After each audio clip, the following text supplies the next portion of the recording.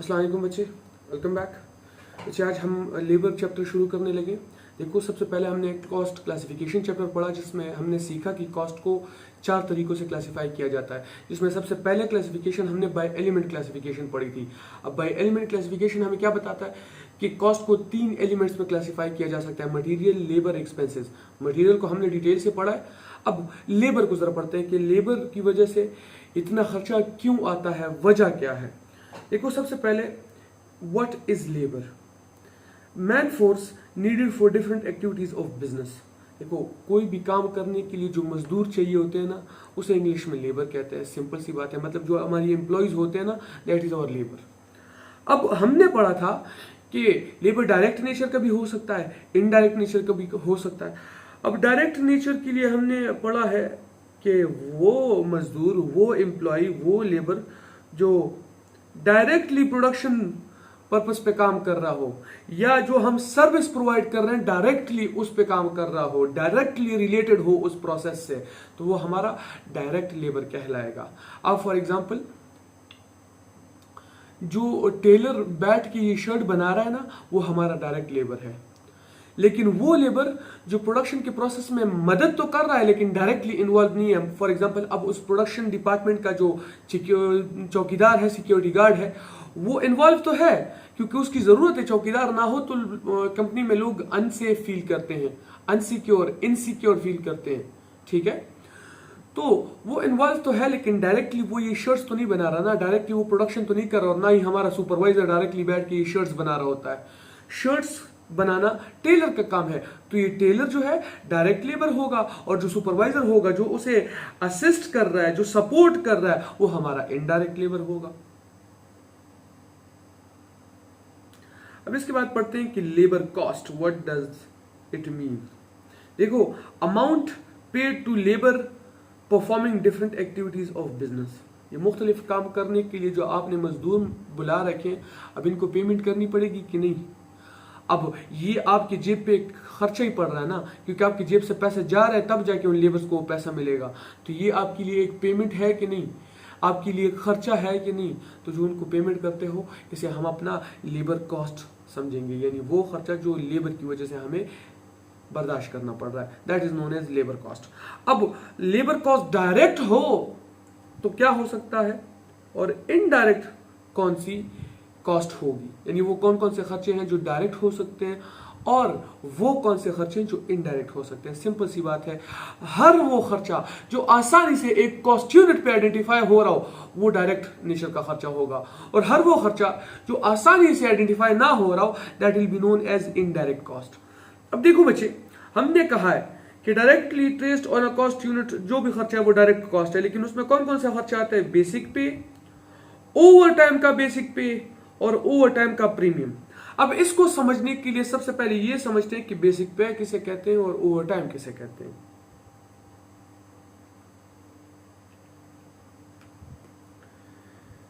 देखो बच्चे, आप मजदूर को जो एग्रीमेंटेड,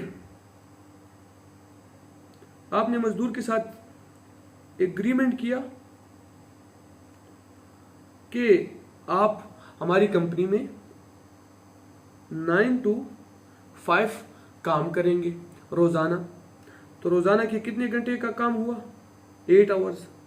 ये रोजाना के बेसिस पे होता है ना, हर कंपनी 9 to 5 काम करती है, यानी 9 बजे वो कंपनी खुलती है, शाम 5 बजे बंद हो जाती है, जो बेसिक स्टैंडर्ड टाइम है। पूरी दुनिया में यही शेड्यूल फॉलो किया जाता है। लाजमी नहीं है कि आप इसी को फॉलो करो, कुछ बिजनेसेस ऐसे हैं जो सुबह 6 बजे 7 बजे भी खुल जाते हैं, और रात को आपने अक्सर ऐसे बिजनेस देखे होंगे जो 24 आवर सर्विसेज दे रहे होते हैं। तो लाजमी नहीं है, लेकिन अमूमन एक शिफ्ट जो होता है ना, वो 9 to 5 ही होता है, 8 घंटे का होता है। तो ये रोजाना ये काम करना पड़ेगा कि नहीं? हर दिन हो रहा है, एवरेज तौर पे हो रहा है। कंपनी के बेसिक आवर्स जो है, बेसिक वर्किंग आवर जो है, वो एग्जैक्ट ये 8 घंटे है कि नहीं? तो ये तो चलो हुए बेसिक आवर्स जो रोजाना के बेस पे होते हैं। अब आपने एग्रीमेंट में उससे ये भी कहा कि हर एक आवर के, यानी हर एक घंटे के आपको $10 की पेमेंट दूंगा। तो ये जो रेट पर आवर है ना, रेट पर आवर, सॉरी, यानी हर घंटे के जो आप $10 पे कर रहे हो, इसे बेसिक पे कहेंगे, यानी बेसिक आवर्स की पेमेंट जो आप करते हो इसे बेसिक पे कहेंगे। अब ओवर टाइम किसे कहते हैं? देखो बच्चे, देखो, कंपनी अगर बेसिक आवर जो बुनियादी टाइम है, जो बेसिक वर्किंग आवर्स है, उनके अलावा अगर एक्स्ट्रा काम कर रहे हो ना, तो वो हम कहते हैं ना कि it is over the basic hours, over the basic time.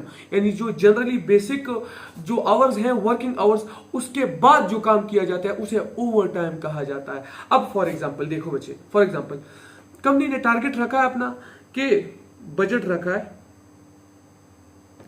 For example वो शर्ट्स बनाते हैं कि इस महीने हमने 1000 शर्ट्स बनानी है, इस महीने 1000 शर्ट्स बनानी है।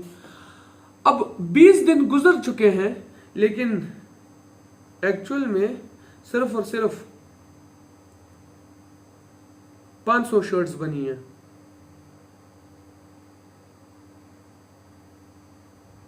500 शर्ट्स बनी है। अब 10 दिन रहते हैं और 500 शर्ट्स रहते हैं, आसानी से ये कंप्लीट नहीं किया जा सकता। अब कंपनी मजबूर है कि नहीं कि जो डेली बेसिस पे जितना बेसिक काम किया जाता था, बेसिक आवर्स जो थे, बेसिक वर्किंग आवर्स जो थे, उसके बाद कुछ एक्स्ट्रा भी काम करे, तब ही जाके ये बजट को आप अचीव कर पाओगे। जो आपने टारगेट रखा है तभी इसको अचीव कर पाओगे। एक महीने में वो 1000 शर्ट का जो आपने अपने लिए एक टारगेट रखा था, वो तब ही अचीव कर पाओगे, क्योंकि बेसिक आवर जो थे उसमें तो नहीं हो रहा, क्योंकि पिछले 20 दिनों से आप लगे हुए हो और सिर्फ आधी जो प्रोडक्शन है वो कर चुके हो, 50% प्रोडक्शन कर पाए हो, आप सिर्फ 500 शर्ट्स बनाई है। अब बकाया 10 दिन में 500 शर्ट्स और बनानी है, तो बेसिक आवर्स में तो ये पॉसिबल नहीं है, मजबूरन ओवर टाइम करना पड़ेगा कि नहीं, यानी जो बेसिक आवर्स हैं उनके बाद भी कुछ आवर्स काम करना पड़ेगा कि नहीं। तो जो बेसिक आवर्स हैं, जो बेसिक वर्किंग आवर्स हैं, उसके बाद जो काम किया जाता है, जो एक्स्ट्रा काम किया जाता है, जो स्टैंडर्ड आवर के बाद किया जाता है, उसे ओवर टाइम आवर्स कहते हैं।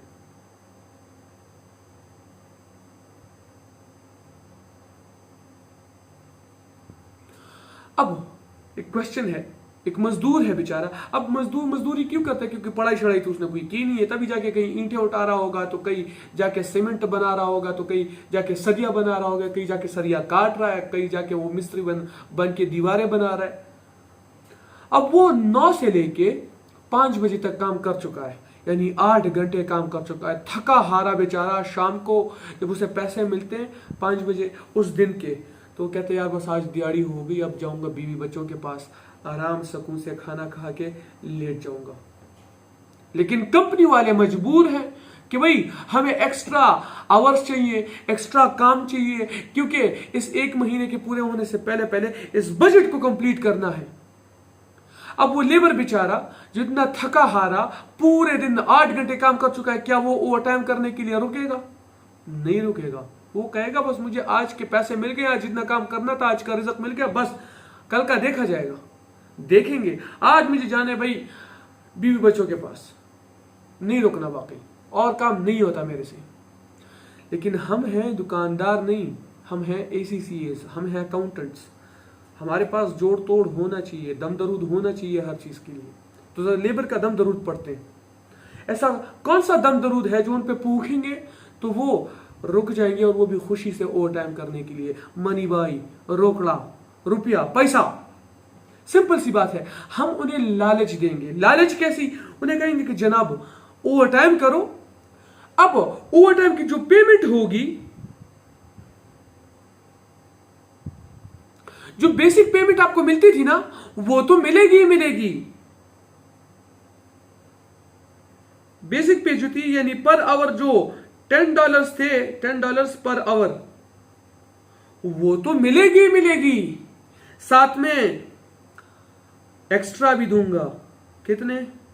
हर घंटे के हिसाब से $5 या $4 या $6। 2-3 से शुरू करो, अगर ना माने तो ज्यादा करते जाओ। अब उसको लालच मिल गई है, अब उसको फायदा दिख रहा है कि हाँ, जो काम कल करूंगा तो $10 मिल रहे, वही काम आज अभी करूं तो $15 मिल रहे। जो बेसिक पे है ₹10, वो तो मिलनी है। हर घंटे के 5 एक्स्ट्रा डॉलर्स भी मिल रहे हैं। अब एक्स्ट्रा पैसा भी मिल रहा है और एक्स्ट्रा काम भी मिल रहा है, मतलब ऐसा तो नहीं ना कि आज ओवर टाइम करेगा तो कल आएगा ही नहीं, नहीं, आज ओवर टाइम भी करने को मिल रहा है और वो भी एक्स्ट्रा पैसों का, और कल जो बेसिक आवर्स हैं वो तो मिलेंगे ही मिलेंगे। अब वो काम करने के लिए रुकेगा कि नहीं, सिंपल सी बात है।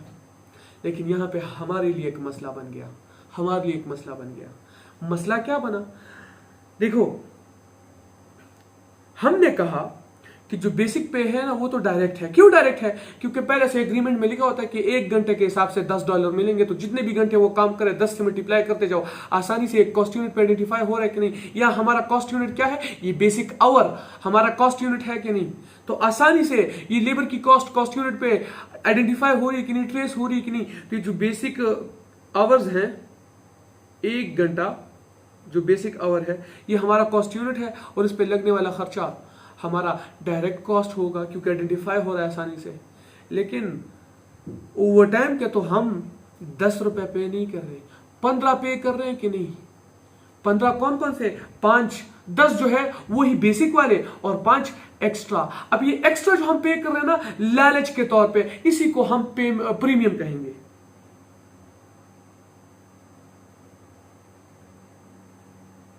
इसको हम प्रीमियम कहेंगे।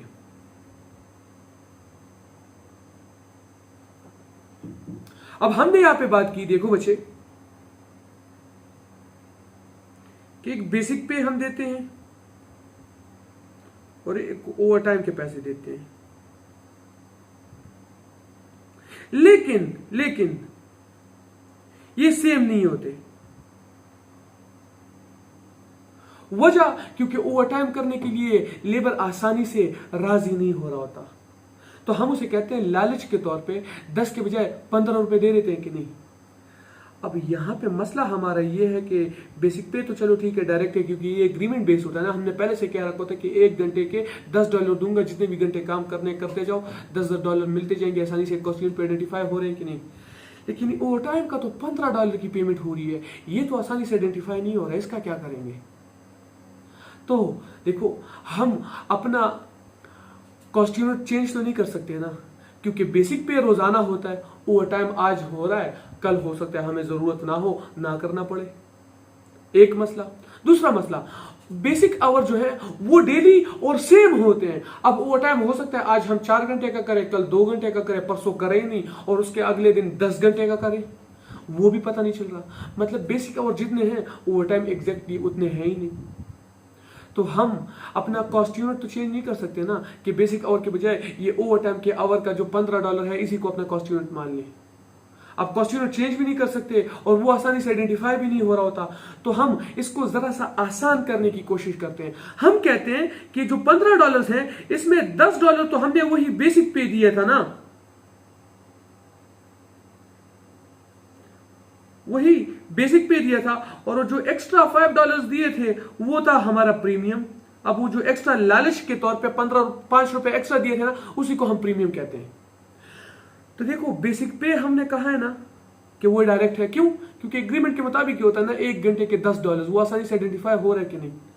अब बेसिक पे बेसिक आवर्स का हो या बेसिक पे इस ओवर टाइम का हो, वो तो आसानी से 1 घंटे पे आइडेंटिफाई हो रहा है ना, तो हम ओवर टाइम के पैसों को 2 हेड्स में स्प्लिट कर देते हैं। बेसिक जो पे जो रोजाना पर आवर बेसिस पे उनको मिलती है उसको अलग लिखते हैं, और वो जो एक्स्ट्रा लालच के तौर पे प्रीमियम देना पड़ रहा है उसको अलग लिखते हैं अपनी आसानी के लिए। अब हम क्या कह सकते हैं कि देखो ये जो बेसिक पे है ना, इसमें कम से कम इसको तो डायरेक्ट कह लो ना, ये 10 रुपए का तो लांजा खत्म हो गया, इसका मसला तो खत्म हो गया, इसको तो डायरेक्ट कह लो। ये जो 5 रुपए का प्रीमियम है ये आसानी से आइडेंटिफाई नहीं हो रहा ना, क्योंकि कौन से आवर स्पेस को आइडेंटिफाई करूं, वो जो ओवर टाइम में किए थे या बेसिक पे किए थे। बेसिक पे कर नहीं सकते क्योंकि बेसिक आवर की पेमेंट तो ये है नहीं, और सिर्फ ओवर टाइम पे इसलिए आइडेंटिफाई तो हो रहा है कि 1 घंटे के हिसाब से $5 लग रहे हैं, लेकिन वो हमारा कॉस्ट यूनिट नहीं है, कॉस्ट यूनिट तो हमारा बेसिक वाला था, तो ये इजीली कॉस्ट यूनिट पे आइडेंटिफाई नहीं हो रहा। तो ये जो प्रीमियम है इसको हम इनडायरेक्ट कॉस्ट कहेंगे। दो तरह के पेमेंट हो सकती है। देखो, एक बेसिक आवर्स की, और अगर बेसिक आवर में आपका काम पूरा नहीं हो पा रहा तो मजबूरन ज्यादा एक्स्ट्रा काम करना पड़ेगा, एक्स्ट्रा आवर्स लगाने पड़ेंगे, जिसे ओवर टाइम कहते हैं। अब ओवर टाइम करने के लिए मजदूर आसानी से मानता नहीं है। अब आसानी से नहीं मानता तो कुछ लालच देना पड़ता है, एक्स्ट्रा पैसे देने पड़ते हैं, जो पर आवर रेट है उससे कुछ एक्स्ट्रा पैसे देने पड़ते हैं। तो हम कहते हैं कि जो बेसिक पे है वो तो एग्रीमेंट के मुताबिक ही चल रहा है, वो तो डायरेक्ट हो गया, क्योंकि एक एक पर आवर पे एक कॉस्ट यूनिट पे आसानी से आइडेंटिफाई हो रहा है। जो ओवर टाइम की पेमेंट है पर आवर, वो आसानी से आइडेंटिफाई नहीं हो रही, क्योंकि हम कंफ्यूज हो जाते हैं कि कॉस्ट यूनिट इसी 10 वाले को समझे या 15 वाले को समझे।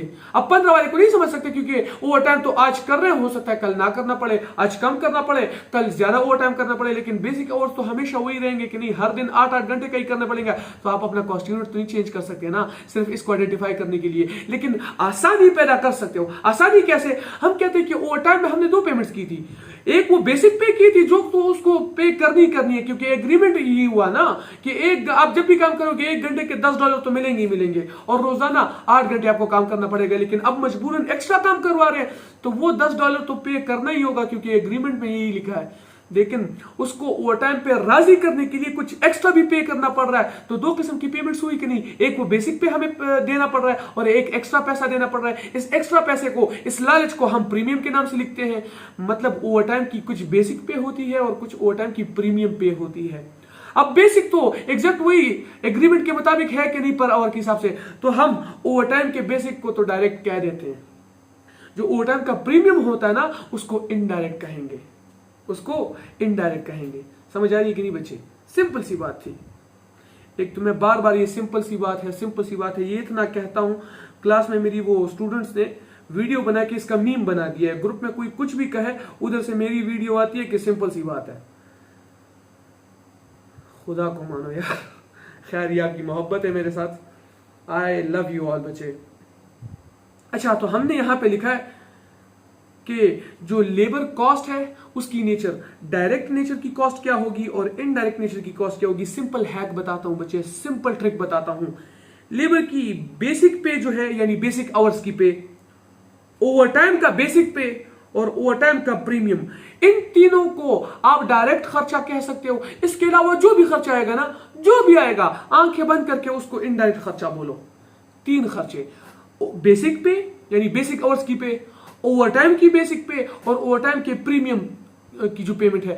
ये 3 खर्चे ये जो डायरेक्ट हो सकते हैं। इसके अलावा जो भी खर्चा आएगा ना, वो इनडायरेक्ट खर्चा होगा। लेकिन एक क्वेश्चन है, आपका भी खून खोल रहा है कि ये अजीब बंदा यार, अभी थोड़ी देर पहले इसने कहा कि ओवर टाइम का प्रीमियम जो है वो एक्स्ट्रा पैसा हम पे कर रहे हैं, वो पहले एग्रीमेंट के मुताबिक नहीं है, तो आसानी से कॉस्ट यूनिट पे आइडेंटिफाई नहीं हो रहा, और अब कह रहा है कि ओवर टाइम का प्रीमियम डायरेक्ट है। तो प्रीमियम डायरेक्ट भी हो सकता है, इनडायरेक्ट भी हो सकता है। गुस्से नहीं करने बच्चे, गुस्से नहीं करने, लड़ना नहीं है। देखो, गौर से देखो, मैंने ओवर टाइम प्रीमियम डायरेक्ट में भी लिखा है और यहां ओवर टाइम प्रीमियम इनडायरेक्ट में भी लिखा है। गौर से देखो, यहां डायरेक्ट में लिखा है और यहां इनडायरेक्ट में लिखा है। इसको साफ करके, चिकना करके, बिल्कुल क्लियर करके जरा फिर से देख लो बच्चे। ये हमने ओवर टाइम का प्रीमियम डायरेक्ट में लिखा है, अलिफ बे ते। ये जो ओवर टाइम का प्रीमियम है इनडायरेक्ट में भी लिखा है। अब दोनों जगहों पे क्यों लिखा गया है समझाता हूं, लॉजिक समझाता हूं बच्चे। गौर से देखो, गौर से देखो, सोना नहीं है, सोना नहीं है, गौर से देखो। देखो बच्चे, मैंने साथ यहां पे लिखा है कि अगर स्पेसिफिक ऑर्डर को कंप्लीट करने के लिए आपको ओवर टाइम करना पड़े तब डायरेक्ट है। अगर जनरल प्रोडक्शन कंप्लीट करने के लिए डायरेक्ट ओवर टाइम कर रहे हो तो फिर उसका प्रीमियम इनडायरेक्ट होगा। समझाता हूं। फॉर एग्जाम्पल कंपनी ने 1000 शर्ट्स बनानी थी, जिसमें सिर्फ 500 बनी है और 500 रहती है, जिसको कंप्लीट करने के लिए आपको ओवर टाइम करना पड़ रहा है। अब मतलब आप कंपनी का वो जो टारगेट था, वो जो बजटेड अचीवमेंट थी एक किस्म की, जो उन्होंने एक टारगेट रखा था कि इसको अचीव करना है, उसको पूरा करने के लिए ओवर टाइम कर रहे हो।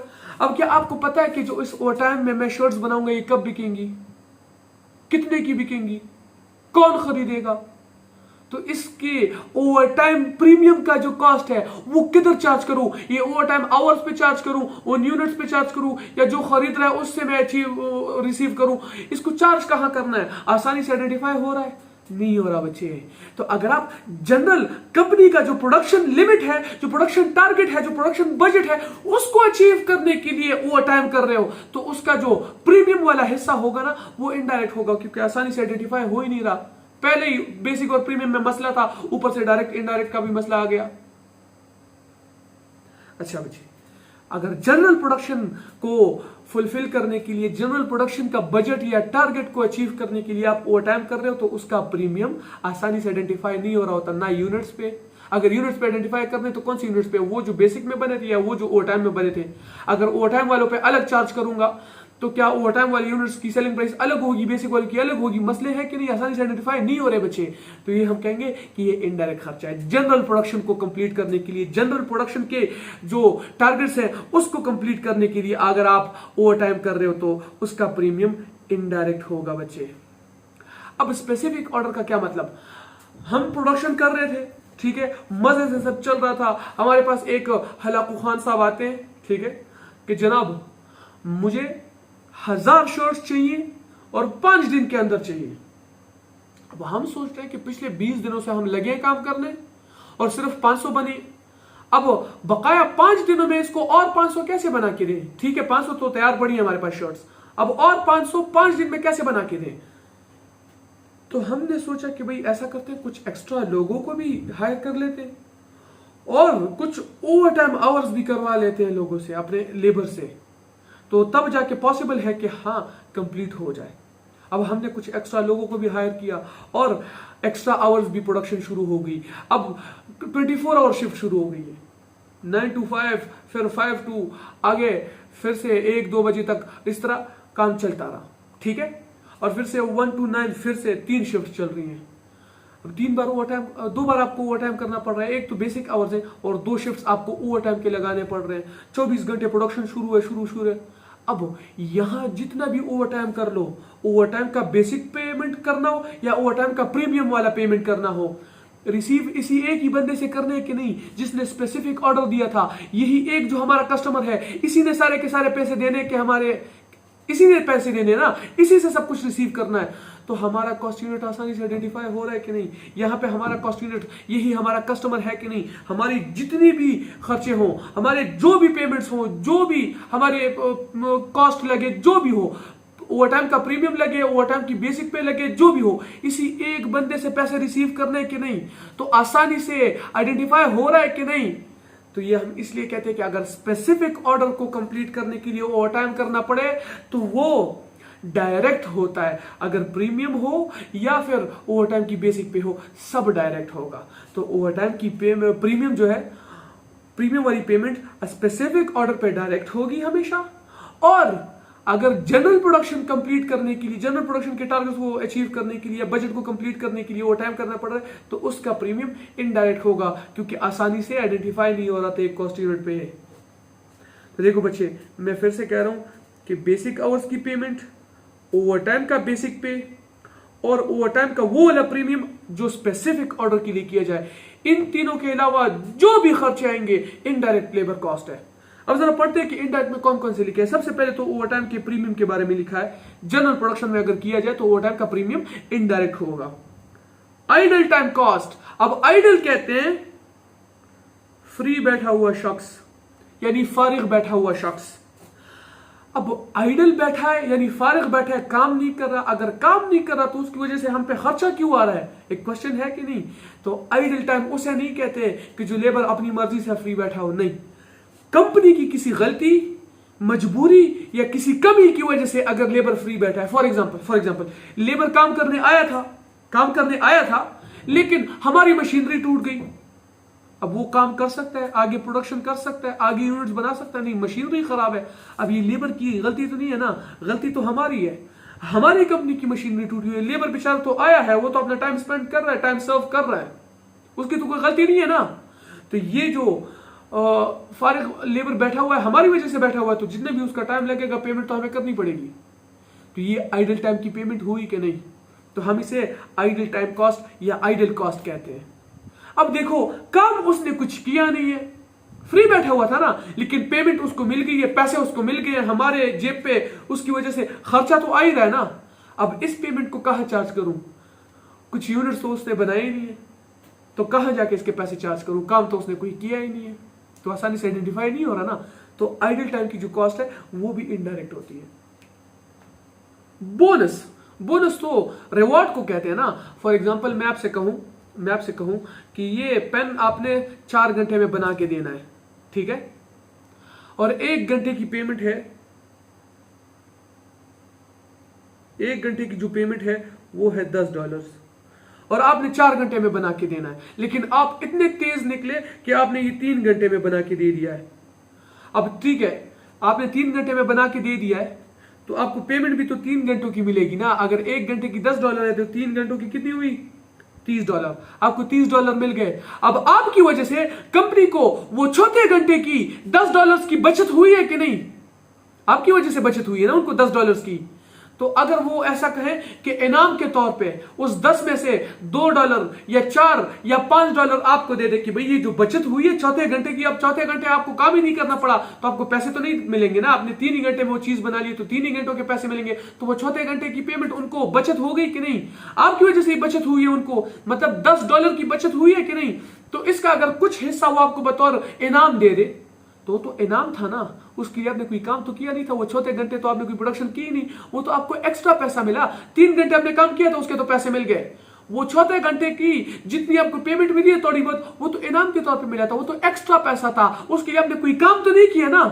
तो वो चार्ज कहाँ करोगे जब आपने उसके लिए कोई प्रोडक्शन ही नहीं की, कोई यूनिट्स ही नहीं बनाए? तो उस पैसे को किन यूनिट्स पे चार्ज करूं, कहां जाके चार्ज करूं? वो चौथे घंटे में तो काम किए नहीं है, कौन से घंटे पे चार्ज करूं, कौन से पर आवर कॉस्ट यूनिट पे चार्ज करूं? तो आसानी से चार्ज नहीं हो रहा ना, आसानी से आइडेंटिफाई नहीं हो रहा। तो बोनसेस भी इनडायरेक्ट कॉस्ट में जाते हैं। अब सिक पे, कुछ लेबर होते हैं जो बहुत लॉयल होते हैं कंपनी के साथ, या बहुत ज्यादा टाइम से आपके साथ काम कर रहे हैं, या बहुत ही कोई स्किल्ड लेबर है जिसको आप नाराज नहीं करना चाहते। आप नहीं चाहते कि मेरे से नाराज हो के मेरे कंपेटिटर या किसी और कंपनी में चला जाए। तो वो बेचारा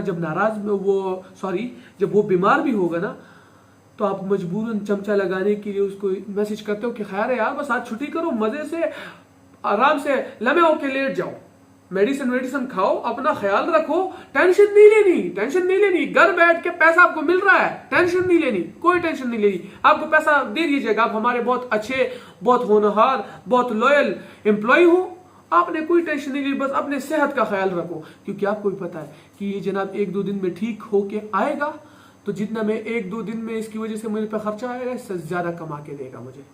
आप अफोर्ड नहीं कर सकते किसी और कंपनी के पास इसका जाना। तो आप छुट्टी के दिन भी, अगर वो कोई बीमार है तो उस बीमारी की छुट्टी के भी आप उसको पैसे दे रहे हो, तो काम तो उसने कोई किया नहीं है और पैसे उसको मिल रहे हैं। तो आसानी से आइडेंटिफाई नहीं कर सकते कि भाई जो पैसे मैंने इसको दिए कौन से घंटों पे, कौन से पर आवर कॉस्ट यूनिट पे चार्ज करूं, कौन से प्रोडक्शन यूनिट्स पे चार्ज करूं। ना उसने कोई प्रोडक्शन यूनिट्स बनाए हैं, ना उसने पर आवर हिसाब से कोई काम किया है, तो इनडायरेक्ट हुआ कि नहीं? तो सिक पे ये भी हमारा इनडायरेक्ट कॉस्ट होगा। अब ट्रेनिंग का खर्चा, कोई एम्प्लॉय आपने हायर किया, नया एम्प्लॉय, अब उसको काम तो सिखाना ही है ना। ऐसा तो नहीं कि अनाड़ी बंदे को बस ले जाओ प्रोडक्शन पे। कल को आपको पता चला कि जितने भी प्रोडक्शन के लिए आपने रॉ मटेरियल खरीदा था उसकी जयती फेर दी इसने, जनाब ने सबका सत्यानाश कर दिया। अब उसको पहले इस रॉ मटेरियल को कैसे प्रोसेस करना है, कैसे इस्तेमाल करना है, ये सिखाना पड़ेगा ना। फजूल में इन्वेंट्री खराब तो नहीं करवा सकते। तो इसको सिखाने पे जो हमारा खर्चा लग रहा है, ट्रेनिंग कॉस्ट, अभी तक उसने काम करना तो शुरू ही नहीं किया, कोई पर आवर बेसिस पे काम तो उन्होंने किया ही नहीं है। तो इसके ट्रेनिंग पे जो हमारा खर्चा लग रहा है वो चार्ज कहाँ करूंगा, कौन से कॉस्ट यूनिट पे आइडेंटिफाई करूंगा? आसानी से नहीं हो रहा। तो ये इनडायरेक्ट कॉस्ट है बच्चे। अब ये था लेबर कॉस्ट का डायरेक्ट और इनडायरेक्ट होना। तो इससे हमने जो सीखा है, हमने ये सीखा कि हमने जाना तो हमने ये जाना, जो नहीं है वो खूबसूरत है। बच्चे हमने ये सीखा कि लेबर आवर जो है 2 किस्म के होते हैं, एक बेसिक आवर्स और एक ओवर टाइम आवर्स। अब गौर से देखो बच्चे, एक चीज सिखाने लगा हूं बहुत ही आसान लेकिन जरा सा ट्रिकी। अक्सर लोग इसकी वजह से क्वेश्चन गलत करके आ जाते हैं, मार्क्स की वो हो जाती है। ठीक है, बाकी आप समझ गए व्हाट आई वांट टू से। देखो बच्चे, 2 किस्म की जो बेसिक आवर्स वर्किंग होती है, 2 किस्म की वर्किंग हो सकती है, एक बेसिक आवर्स, एक ओवर टाइम आवर्स। अब देखो ओवर टाइम में तो हमने कह दिया, हमने समझ लिया कि एक ओवर टाइम बेसिक और ओवर टाइम प्रीमियम, इन दोनों हेड्स में आप ओवर टाइम आवर्स को आगे जाके डिवाइड करते हो, आगे जाके स्प्लिट करते हो। लेकिन बेसिक आवर्स में ये जो आइडल आवर्स है ना, ये बेसिक में आएंगे या ओवर टाइम में आएंगे? अक्सर स्टूडेंट्स क्वेश्चन में आइडल आवर्स को देखकर ओवर टाइम में हिसाब किताब कर लेते हैं, उसका ओवर टाइम कैलकुलेट कर लेते हैं। नहीं खुदा के बंदे, आप बेसिक आवर्स जो है डेली उस पे काम करने आए हो और कंपनी की किसी गलती की वजह से प्रोडक्शन रुक गई, या मटेरियल खत्म हो गया, या सुपरवाइजर जनाब नहीं है, या बिजली चली गई, या मशीनरी खराब हो गई, कोई भी मसला आया, आप काम नहीं कर पा रहे, फ्री बैठे हुए हो, तो आपको पैसा तो मिल ही रहा है ना। तो जितना टाइम आप फ्री बैठे हो उसको आइडल टाइम आवर्स कहेंगे, और उसके जो पैसे मिल रहे हैं उसको आइडल टाइम कॉस्ट कहेंगे या आइडल टाइम पेमेंट कहेंगे। अब आइडल टाइम क्यों आया? आप बेसिक आवर्स पे काम करने आए थे और किसी गलती की वजह से प्रोडक्शन रुक गई। अब कोई कंपनी इतनी पागल तो नहीं है ना कि मशीनरी खराब है और फजूल में लेबर को मंगवाए कि आओ ओवर टाइम करो और आइडल बैठे रहो। अब ओवर टाइम पे आपको पैसा भी एक्स्ट्रा देना पड़ता है, और जनाब आपकी मशीनरी भी खराब है, आप उसको आइडल बिठा रहे हो, तो ओवर टाइम का एक्स्ट्रा पैसा भी मिल रहा है और काम भी नहीं हो रहा। ये क्या अजीब वो है, वही वाला। तो कॉन्सेप्ट सीखो बच्चे। बेसिक आवर जो होते हैं कंपनी के, जो डेली बेसिस पे आप जितना काम करते हो उसी के लिए, उसी के मुताबिक आप काम करने आए कंपनी में, और 2-3 घंटे काम करने के बाद आपको पता चला कि मशीनरी टूट गई है, या मटेरियल खत्म हो गया, सुपरवाइजर नहीं है, या बिजली चली गई, और आप फारिग बैठे रहे कुछ घंटे। तो जितने घंटे आप फारिग बैठे रहे उसको आइडल टाइम कहोगे। तो ये आइडल टाइम उन्हीं बेसिक आवर्स में आया कि नहीं? तो बेसिक आवर्स दो किस्म के हो सकते हैं। वो बेसिक आवर्स जो वर्कड आवर्स कहलाते हैं, यानी जिस पे काम हुआ हो। फॉर एग्जांपल 8 घंटे बेसिक आवर्स थे ना, आप आए 2 घंटे आपने काम किया और मशीनरी टूट गई, फिर 3 घंटे आप फारिग बैठे रहे, तो इन बेसिक आवर्स में ही वो 3 घंटे आप आइडल बैठे रहे, 3 घंटे आप आइडल बैठे रहे, 3 घंटे बाद मशीनरी ठीक हुई और फिर और 3 घंटे आपने फिर सही से काम किया। तो मतलब टोटल में 5 घंटे वर्कड आवर्स थे इन 8 में से, और 3 घंटे आइडल थे। तो देखो बच्चे, 2 किस्म की वर्किंग होती है लेबर की, एक बेसिक आवर वर्किंग और एक ओवर टाइम आवर्स। अब ओवर टाइम आवर्स को हमने अभी थोड़ी देर पहले सीखा कि उसको फर्दर हम स्प्लिट करते हैं ओवर टाइम बेसिक और ओवर टाइम प्रीमियम में। लेकिन ये जो बेसिक आवर्स है ना, ये भी 2 हेड्स में जाके स्प्लिट हो सकते हैं। बेसिक आवर्स में वर्किंग वाले आवर्स जिसमें काम हो चुका है, और आइडल वाले आवर्स जिसमें लेबर फारिग बैठी हुई थी, लेबर फ्री बैठी हुई थी, कोई काम नहीं था, कंपनी की किसी गलती, कमी या मजबूरी की वजह से, लेबर की मजबूरी की वजह से नहीं। लेबर अगर काम नहीं कर अपनी मर्जी से तो लात मार के बाहर भेजो, फजूल में मुफ्तखोर यहां आके काम कर नहीं रहा और पैसे मिल रहे हैं जनाब को। ऐसे लेबर को पास नहीं रखना, तरस नहीं खाना किसी ऐसे बंदे पे आसानी से जो आपको फजूल में नुकसान दे रहा हो मस्ती के। अब कोई बंदा मजबूर है तो वो बंदा हो सकता है ना, अब बंदे को काफिर तो नहीं होना चाहिए ना। हम मुसलमान हैं, एक दूसरे की मदद करते हुए इंसान इसीलिए बना है कि दूसरे के काम आ सके। लेकिन फजूल में कोई अपनी मस्ती की वजह से आपको नुकसान दे रहा हो, उठा के बाहर फेंकना, पटक के बाहर फेंकना।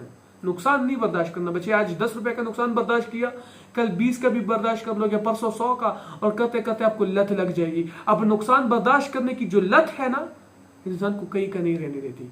पैसा ना हो तो आजकल कुछ भी नहीं है, ये सिंपल फैक्ट है। मनी बाई रोकड़ा, इसके अलावा कुछ भी नहीं है। आजकल कुछ भी नहीं होता। जिसके पास पैसा नहीं उसका ईमान पूरा नहीं बचे। देखो सिंपल सा लॉजिक समझाता हूं। हम मुसलमान हैं, हमारी ये अकीदा है कि अगर हम कोई बुरा काम करते हैं तो इंसान की अपनी इंटेंशन होती है, लेकिन इंसान को जो अच्छे काम करने की एक सोच आ रही होती है, हम कहते हैं ना कि ये ऊपर से इल्हाम हो रहा होता है।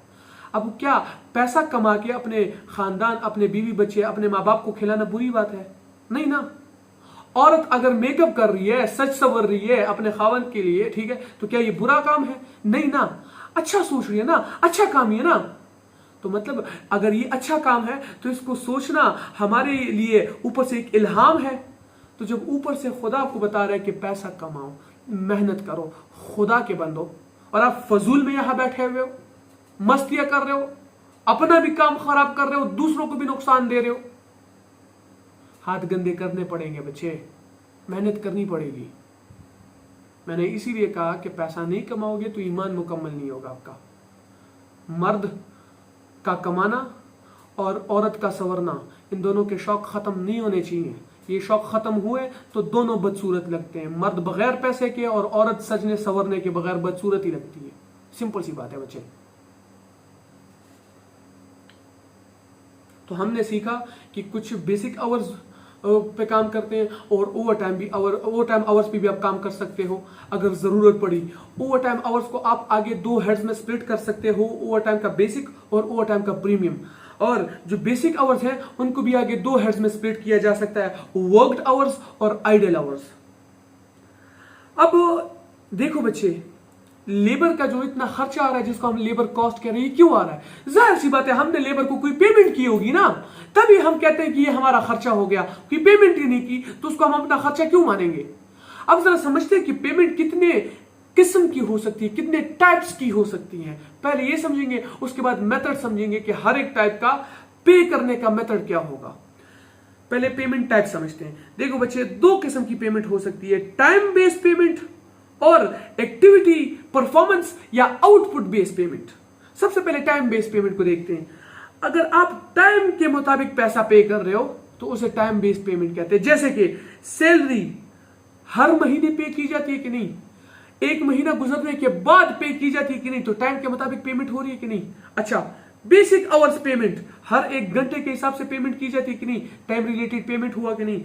ओवर टाइम पे, तो ओवर टाइम भी जितने घंटे का ओवर टाइम किया है उतना ही पेमेंट होगा कि नहीं, तो एग्जैक्ट टाइम के मुताबिक पेमेंट हो रही है कि नहीं। सिंपल सी बात है, तो इसको हम टाइम रिलेटेड पे बोलते हैं। तो जरा ये तो आपकी टाइप्स हो गई। अब पेमेंट का मेथड क्या होगा, तरीकाकार क्या होगा टाइम बेस्ड पेमेंट के लिए, वो पढ़ते हैं बच्चे। एक क्वेश्चन है वो सॉल्व करते हैं टाइम रिलेटेड पे के लिए। क्वेश्चन उन्होंने दिया हुआ है कि बेसिक आवर जो है वो 40 आवर्स पर वीक है। एक कंपनी है जो अपने एम्प्लॉय से एक हफ्ते में बेसिक जो है 40 घंटे काम कराती है, ठीक है। अब हर एक घंटे की जो पेमेंट है वो $10 है, यानी $10 पर आवर के हिसाब से पेमेंट मिलती है लेबर को, ठीक है। अब टोटल जो काम हुआ है वो 45 आवर्स हुआ है।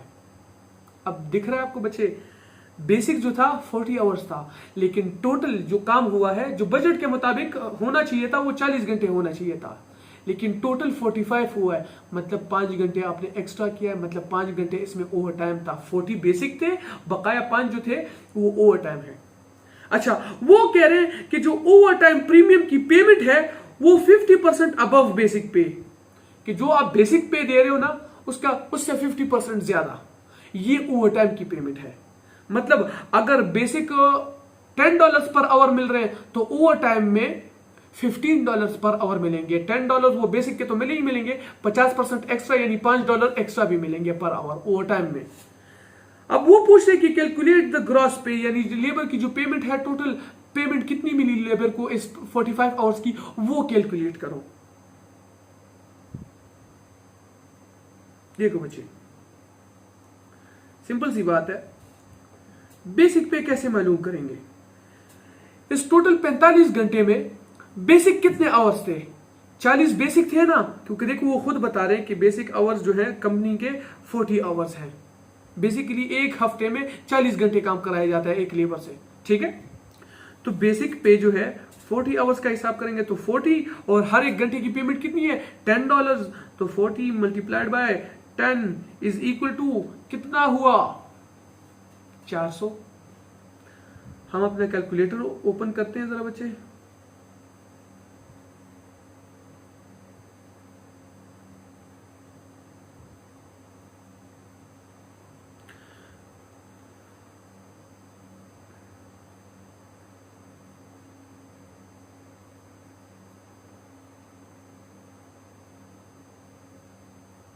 $400 का बेसिक पे। अच्छा, ओवर टाइम का बेसिक अलग हम मालूम करेंगे और प्रीमियम अलग। आप डायरेक्ट भी मालूम कर सकते हो कि अगर बेसिक पे $10 पर आवर है तो ओवर टाइम $15 पर आवर हो रहा है, लेकिन उसमें से अगर बाद में आपसे पूछा जाए कि इसमें डायरेक्ट कितना था, इनडायरेक्ट कितना था, तो बाद में आप क्या माइनस करते फिरोगे, क्या प्लस करते फिरोगे। तो हम अपनी आसानी से पहले से ही ओवर टाइम का बेसिक अलग मालूम कर लेते हैं और प्रीमियम अलग मालूम कर लेते हैं। अब ओवर टाइम कितने घंटे का हुआ था? 5 घंटे का हुआ था, तो उस 5 घंटे के लिए बेसिक अलग मालूम करेंगे और प्रीमियम अलग मालूम करेंगे। बेसिक पेमेंट कितनी थी $10, तो ओवर टाइम में वो $10 तो मिलेंगे ही मिलेंगे। अब 5 मल्टीप्लाइड बाय 10 इज $50, तो ये $50 तो मिलेंगे ही मिलेंगे। ये बेसिक रेट था कि नहीं? साथ में हमने कहा था ना कि कुछ लालच के तौर पे प्रीमियम भी मिलेगा, बेसिक रेट से 50% एक्स्ट्रा भी मिलेगा। तो बेसिक रेट अगर $10 है तो प्रीमियम 50% कितना बना? $5। तो हमने बेसिक पे, जो बेसिक आवर्स की पेमेंट थी वो भी मालूम कर ली, ओवर टाइम के लिए बेसिक पे अलग मालूम कर ली, ओवर टाइम के लिए प्रीमियम अलग मालूम कर ली। अब क्वेश्चन हमसे क्या पूछा था कि ग्रॉस पे यानी टोटल पेमेंट लेबर को कितनी मिली। अब सिंपल सी बात है, देखो $400 उनको बेसिक पे मिले, प्लस ओवर टाइम का जो बेसिक था वो था $50 और ओवर टाइम का जो प्रीमियम था वो था $25। तो टोटल उनको कितनी पेमेंट मिली? 4।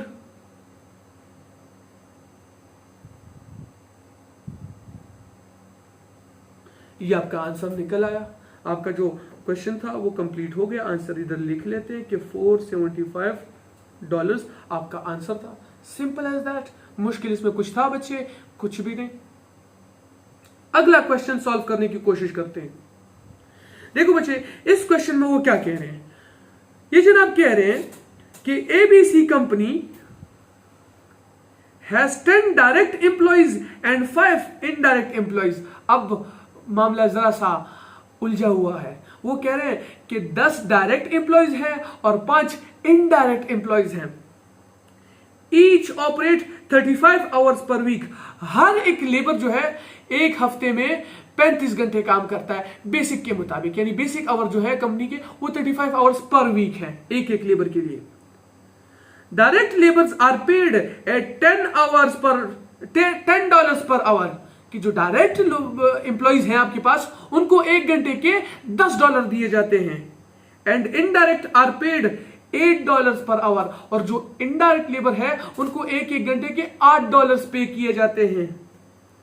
टोटल आवर्स वर्कड वर 40 पर वीक। अब देखो बेसिक आवर्स कितने थे पर वीक? 35, लेकिन टोटल हर एक एम्प्लॉय कितना टाइम काम कर रहा है? 40। मतलब 5 घंटे ओवर टाइम हुआ है, 5 घंटे एक्स्ट्रा काम हुआ है। क्योंकि सिंपल सी बात है, ऊपर उन्होंने खुद कहा है कि जो बेसिक है वो 35 आवर्स है, ये देखो, लेकिन टोटल जो काम हुआ है वो है 40 आवर्स। सिंपल सी बात है। तो आगे देखते हैं। वो कहते हैं कि overtime is paid at time and a half of basic rate and there were 5 idle hours. अच्छा, वो कहते हैं कि जनाब जो ओवर टाइम की पेमेंट है वो 1.5 ऑफ बेसिक पे होगी, यानी एक बार तो बेसिक पे देनी पड़ेगी, साथ में हाफ एक्स्ट्रा भी पे करना पड़ेगा। मतलब जो बेसिक पे है उसका हाफ एक्स्ट्रा भी पे करना पड़ेगा, 1.5 पे करना पड़ेगा। मतलब जो आपकी बेसिक पेमेंट थी $10 पर आवर या $8 पर आवर वो तो देनी ही देनी है, उसका हाफ जो है वो एक्स्ट्रा भी पे करना है। सिंपल सी बात है। अब आखिर में एक और भी बात की उन्होंने कि there were 5 idle hours, 5 idle घंटे भी थे। अब इस क्वेश्चन में वो मांग क्या रहे, रिक्वायरमेंट्स क्या है? रिक्वायरमेंट कुछ भी नहीं थे, सिर्फ ग्रॉस पे मालूम करना था, लेकिन मैंने मुख्तलिफ रिक्वायरमेंट्स लिखे ताकि हमारी प्रैक्टिस हो सके। इसको जरा सा डेवलप किया इस क्वेश्चन को मैंने, ताकि हमारी प्रैक्टिस हो सके और मुख्तलिफ रिक्वायरमेंट्स अगर एग्जामिनर मालूम करवाना चाहे तो उसकी प्रैक्टिस हमारी पहले से हुई हो, हमें समझ आ रहा हो कि हाँ लेबर से क्या कैलकुलेट करवाया जा रहा है, एग्जामिनर पूछ क्या रहा है और हम आंसर किस तरीके से देंगे। सबसे पहले वो पूछे कि बेसिक पे बताओ, फिर कह रहा है कि ओवर टाइम की पे बताओ, डायरेक्ट कितनी है इसमें से, इनडायरेक्ट कितनी है, आइडल टाइम की जो कॉस्ट है वो कितनी बन रही थी, ओवर टाइम का प्रीमियम कितना है। देखो ओवर टाइम का टोटल पे पूछ रहा है और ओवर टाइम का प्रीमियम अलग पूछ रहा है, और सब मिला के ग्रॉस पे कितना हो रहा है वो भी बताओ। तो सारे रिक्वायरमेंट स्लोली स्लोली करके फुलफिल करेंगे। चलते हैं अपने आंसर की तरफ। देखो बच्चे, डायरेक्ट के लिए अलग कैलकुलेट करेंगे, इनडायरेक्ट के लिए अलग कैलकुलेट करेंगे। पहले डायरेक्ट के लिए कैलकुलेट करते हैं। बेसिक आवर्स जो थे, बेसिक पे, बेसिक आवर्स में आपने ऊपर पढ़ा था ना कि बेसिक आवर्स 2 किस्म के होते हैं, कुछ वो बेसिक आवर जिसमें काम हुआ हो और कुछ वो बेसिक आवर जो आइडल गुजरे हो। अब यहाँ पे जो अक्सर स्टूडेंट यहाँ पे गलत क्या कर जाते हैं कि उन्होंने कहा है कि 35 आवर जो थे वो बेसिक थे और आखिर में कहा है कि 5 घंटे आइडल टाइम है। तो देखो अगर एग्जामिनर बाकायदा कहता कि बेसिक के अलावा 5 आइडल हैं, तो फिर बेसिक 35 ही कैलकुलेट होते वर्कड आवर्स और 5 आइडल कैलकुलेट होते एक्स्ट्रा। लेकिन अगर एग्जामिनर ऐसा कुछ नहीं कह रहा कि जो आइडल है बेसिक आवर्स 35 आवर्स के अलावा है, तो मतलब ये उसी 35 में से ये 5 आइडल हैं। 35 बेसिक आवर्स थे ना, जिसमें से 30 वर्कड आवर्स हैं और 5 आइडल गुजरे हैं। फिर से बता रहा हूं बच्चे, अगर एग्जामिनर कहे कि हाँ इस बेसिक 35 के अलावा 5 घंटे ओवर टाइम हुआ, आइडल टाइम है, तो जाके एक्स्ट्रा कैलकुलेट करना, कहना कि हाँ ये 35 वर्कड आवर्स है और 5 आइडल आवर्स है। लेकिन अगर एग्जामिनर कुछ नहीं कह रहा, खामोश है, तो मतलब उसी 35 में से 5 आइडल है और वो 30 वर्किंग आवर्स है बेसिक वाले। तो देखो बच्चे, बेसिक आवर्स थे कितने, वर्कड पहले लिखते हैं, आइडल नीचे लिखते हैं। 35 बेसिक आवर्स थे, जिसमें से 30 वर्कड आवर्स थे और जो 5 आवर्स थे वो आइडल थे। अब आइडल हो या वर्कड हो, जितनी पेमेंट बनती है डायरेक्ट की वो तो देनी है ना, क्योंकि कंपनी की किसी मजबूरी की वजह से, किसी कमी की वजह से वो बेचारा आइडल बैठा हुआ है, तो पेमेंट तो मिलेगी। अब डायरेक्ट लेबर के लिए बेसिक पे कितना था एक घंटे का, $10। तो इसको मल्टीप्लाई करेंगे दोनों को 10 से, तो 30 into 10 is 300, 5 into 10 is 50। अब जो बेसिक पे थी वो मालूम हो गई है, वर्कड आवर्स के लिए भी और आइडल आवर्स के लिए भी। आगे ओवर टाइम भी 5 घंटे का हुआ है ना, क्योंकि बेसिक आवर्स 35 थे और वो कह रहे थे कि टोटल 40 आवर्स काम हो रहा है, तो मतलब 5 घंटे ओवर टाइम भी हुआ है। तो उस ओवर टाइम का बेसिक अलग मालूम करते हैं, प्रीमियम अलग। अब इस क्वेश्चन में आपको समझ आ जाएगा कि ये अलग अलग मालूम करना आपको क्यों और किस तरीके से आसानी करके दे सकता है। 5 घंटे का ओवर टाइम हुआ था, तो उसके लिए बेसिक हमने अलग मालूम किया और प्रीमियम अलग मालूम कर रहे। बेसिक रेट जो 10 है और वो कह रहे हैं कि इसका आधा आपको एक्स्ट्रा भी पे करना पड़ेगा लालच के तौर पे, तो उस लालच को प्रीमियम कहते हैं कि नहीं। तो बेसिक 10 से मल्टीप्लाई किया और अब प्रीमियम के लिए उसको 5 से ही मल्टीप्लाई कर रहे हैं। अक्सर लोग कहते हैं कि 5 आवर्स यहां नहीं किया, 5 ये तो 10 आवर्स। 10 नहीं, उसी 5 घंटे का ओवर टाइम हुआ है, लेकिन उस 5 घंटे के लिए बेसिक अलग मालूम किया जा रहा है और प्रीमियम अलग मालूम किया जा रहा है बच्चे। तो 5 into 10 is 50, 5 into 5 is 25 मालूम हुआ। सिंपल सी बात है। अब ये तो एक लेबर के लिए मालूम हुआ ना। अब डायरेक्ट लेबर टोटल थे कितने, उन्होंने कहा था ना कि हमारे पास एबीसी कंपनी के पास 10 डायरेक्ट लेबर है और 5 इनडायरेक्ट लेबर है।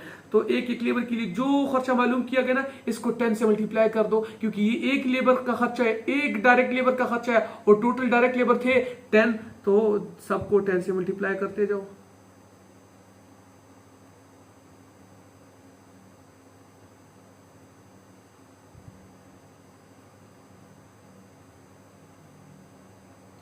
$3,000, $500,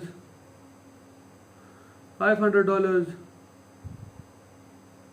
और $250। अब सबके लिए मालूम हुआ, सिंपल सी बात है। अब आगे इनडायरेक्ट लेबर के लिए कैलकुलेट करते हैं। आसान सा था बच्चे, इसमें कोई रॉकेट साइंस नहीं थी, सिंपल सी बात, क्लास 2-3 की मैथ्स है। बस जरा सा ध्यान से देखना पड़ता है कि जो क्वेश्चन में ऊपर स्टेटमेंट में जो इंफॉर्मेशन दी है ना, उसको ठीक तरीके से यूटिलाइज करना है। बस ये जो भूसा भरा हुआ है ना, इसको हटा के वो दिमाग की बंटी वो जो है वो जरा खोल लो, वो ध्यान से जरा देखो बच्चे। अब इनडायरेक्ट लेबर के लिए हम मालूम करने लगे हैं बेसिक पे। अब यहां ऐसा तो कुछ नहीं कहा ना कि इनडायरेक्ट लेबर इतना बेसिक आवर्स है और डायरेक्ट के लिए इतने।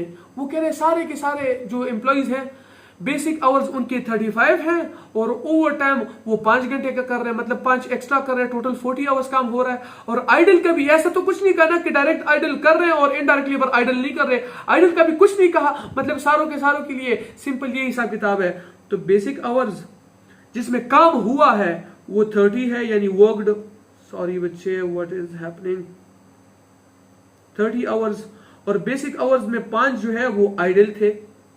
अब ओवर टाइम 5 का हुआ है तो उसके लिए बेसिक अलग और प्रीमियम अलग। अब जो इनडायरेक्ट लेबर है उसके लिए बेसिक पे कितना था, $8 पर आवर। तो इसको मल्टीप्लाई कर देंगे 8 से और इसको भी मल्टीप्लाई कर देंगे 8 से, क्योंकि वर्किंग आवर्स हो या आइडल है तो बेसिक का ही हिस्सा, और बेसिक आवर्स एक एक घंटा $8 मिलता है। तो 30 इंटू 8 $240, 5 इंटू 8 $40। अब 5 घंटे का ओवर टाइम हुआ था तो इसके लिए ओवर टाइम बेसिक अलग मालूम करते हैं और ओवर टाइम का प्रीमियम अलग मालूम करते हैं। अब बेसिक रेट कितना था $8, तो $8 के हिसाब से प्रीमियम कितना हुआ 50%, यानी हाफ $4। तो 5 इंटू 8 इज $40, 5 इंटू 4 इज $20। अब ये एक एक लेबर के लिए हिसाब हुआ कि नहीं, लेकिन इनडायरेक्ट लेबर्स टोटल थे कितने 5। देखो क्वेश्चन को आप गौर से देखो तो इधर आपको पता चलेगा कि डायरेक्ट लेबर वो खुद कह रहे हैं कि 10 है और इनडायरेक्ट लेबर हमारे पास 5 है। अब एक एक लेबर के लिए हिसाब किताब हो गया, पांचों के लिए मालूम करने के लिए सिंपल सी बात है, इसको मल्टीप्लाई कर जाओ 5 से।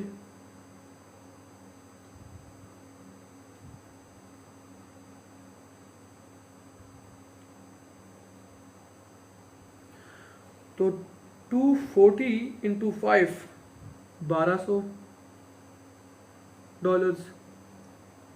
सिंपल 40 इंटू 5 $200, ये भी 40 इंटू 5 है यानी ये भी $200, 20 इंटू 5 इज 100। मैं बार बार साथ में कैलकुलेट इसलिए करवा रहा हूँ कैलकुलेटर पे, ताकि किसी स्टूडेंट को कल ये ना लगे कि सर खुद से पता नहीं क्या फिगर्स लिखवा रहे हैं, किधर से कहाँ और कैसे कैलकुलेट हो रहा है। मेरे पास अक्सर स्टूडेंट्स आते हैं कि जो बेचारे अक्सर मैं कुछ चीज़ डिवाइड कर रहा हूँ तो वही पूछते हैं सर ये वहाँ ऐसे डिवाइड हो के क्यों आया, इसको माइनस क्यों नहीं किया, इसको प्लस क्यों नहीं किया। तो बंदा सर पकड़ के बैठ जाता है कि इनको क्या कहूँ। मैं इसलिए यहाँ कैलकुलेटर पे एक एक चीज़ करके दिखा रहा हूँ कि भाई खुद से नहीं लिख रहा, मैं पास से नहीं लिख रहा, जेब से निकाल के, जेब मेरी है ही नहीं कोई, तो जेब से निकाल के क्या लिखूंगा और कैसे लिखूंगा, कहाँ से लिखूंगा। अच्छा, सब कुछ सॉल्व हो गया, चीक टपाक डम डम। अच्छा, अब सॉल्यूशंस कंप्लीट हो चुकी हैं, कैलकुलेशंस कंप्लीट हो चुकी हैं। अब इनके क्वेश्चन सॉल्व करते हैं। सबसे पहले रिक्वायरमेंट क्या थी कि बेसिक पे कितनी है। क्या इन्होंने बताया है कि डायरेक्ट का बेसिक पे बताओ या इनडायरेक्ट का बेसिक पे बताओ, या इस बेसिक में से वर्क्ड का पेमेंट बताओ, या बेसिक में से आइडल का पेमेंट बताओ। सिर्फ बेसिक पे का कहा है ना, तो बेसिक पे जितना भी है सबको प्लस करके लिख लो। देखो बेसिक आवर्स यही है, तो बेसिक पे, ओवर टाइम का बेसिक पे नहीं, ओवर टाइम का बेसिक पे पूछना हो तो साथ में कहेगा कि ओवर टाइम वाला बेसिक पे। सिंपल बेसिक पे पूछे यानी बेसिक आवर्स का पे, उसको बेसिक पे कहा जाता है। ओवर टाइम का बेसिक पे पूछना हो तो वो बाकायदा साथ में लिखा जाता है कि ओवर टाइम का बेसिक पे। अब सिंपल डायरेक्ट के लिए भी जो बेसिक पे है और इनडायरेक्ट दोनों को मिला के लिखना है, क्योंकि उसने सिर्फ बेसिक पे का नाम लिया है, साथ में डायरेक्ट या इनडायरेक्ट का कोई फर्क नहीं बताया, तो मतलब दोनों का एग्जैक्ट इक्वल प्लस करके सारा का सारा जितना भी बेसिक पे बनता है सारा वो पूछ रहे हैं। तो 3000 प्लस 500, तो ये कितना बना,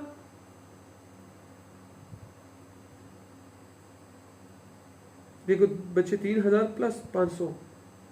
डायरेक्ट लेबर का जो बेसिक पे है टोटल 3500। अच्छा, इनडायरेक्ट का कहां है, देखो ये रहा इनडायरेक्ट का टोटल 1200 प्लस 200, तो ये 1400 बनता है, प्लस 1200 प्लस 200। अब टोटल बेसिक पे कितना हुआ, डायरेक्ट का हो या इनडायरेक्ट का हो, तो वो बना 4900। तो ये रहा एग्जामिनर का आंसर। अब दूसरा क्वेश्चन क्या पूछा है, ओवर टाइम पे बताओ। क्या उसने कहा है कि ओवर टाइम का बेसिक वाला बताओ या ओवर टाइम का प्रीमियम वाला बताओ, नहीं, तो मतलब टोटल बताना पड़ेगा। अच्छा, क्या साथ में बताया है कि ओवर टाइम का डायरेक्ट वाला बताओ या खाली इनडायरेक्ट लेबर का ओवर टाइम बताओ, नहीं बताया ना, तो डायरेक्ट हो या इनडायरेक्ट हो मिला के सारा का सारा पूछ रहा है वो। अब डायरेक्ट का ओवर टाइम टोटल पे कितना है, ये वाला है, इनडायरेक्ट लेबर का ओवर टाइम का टोटल पे ये है, तो 500 जमा 250। अच्छा, इनडायरेक्ट का कितना था, 200 जमा 100।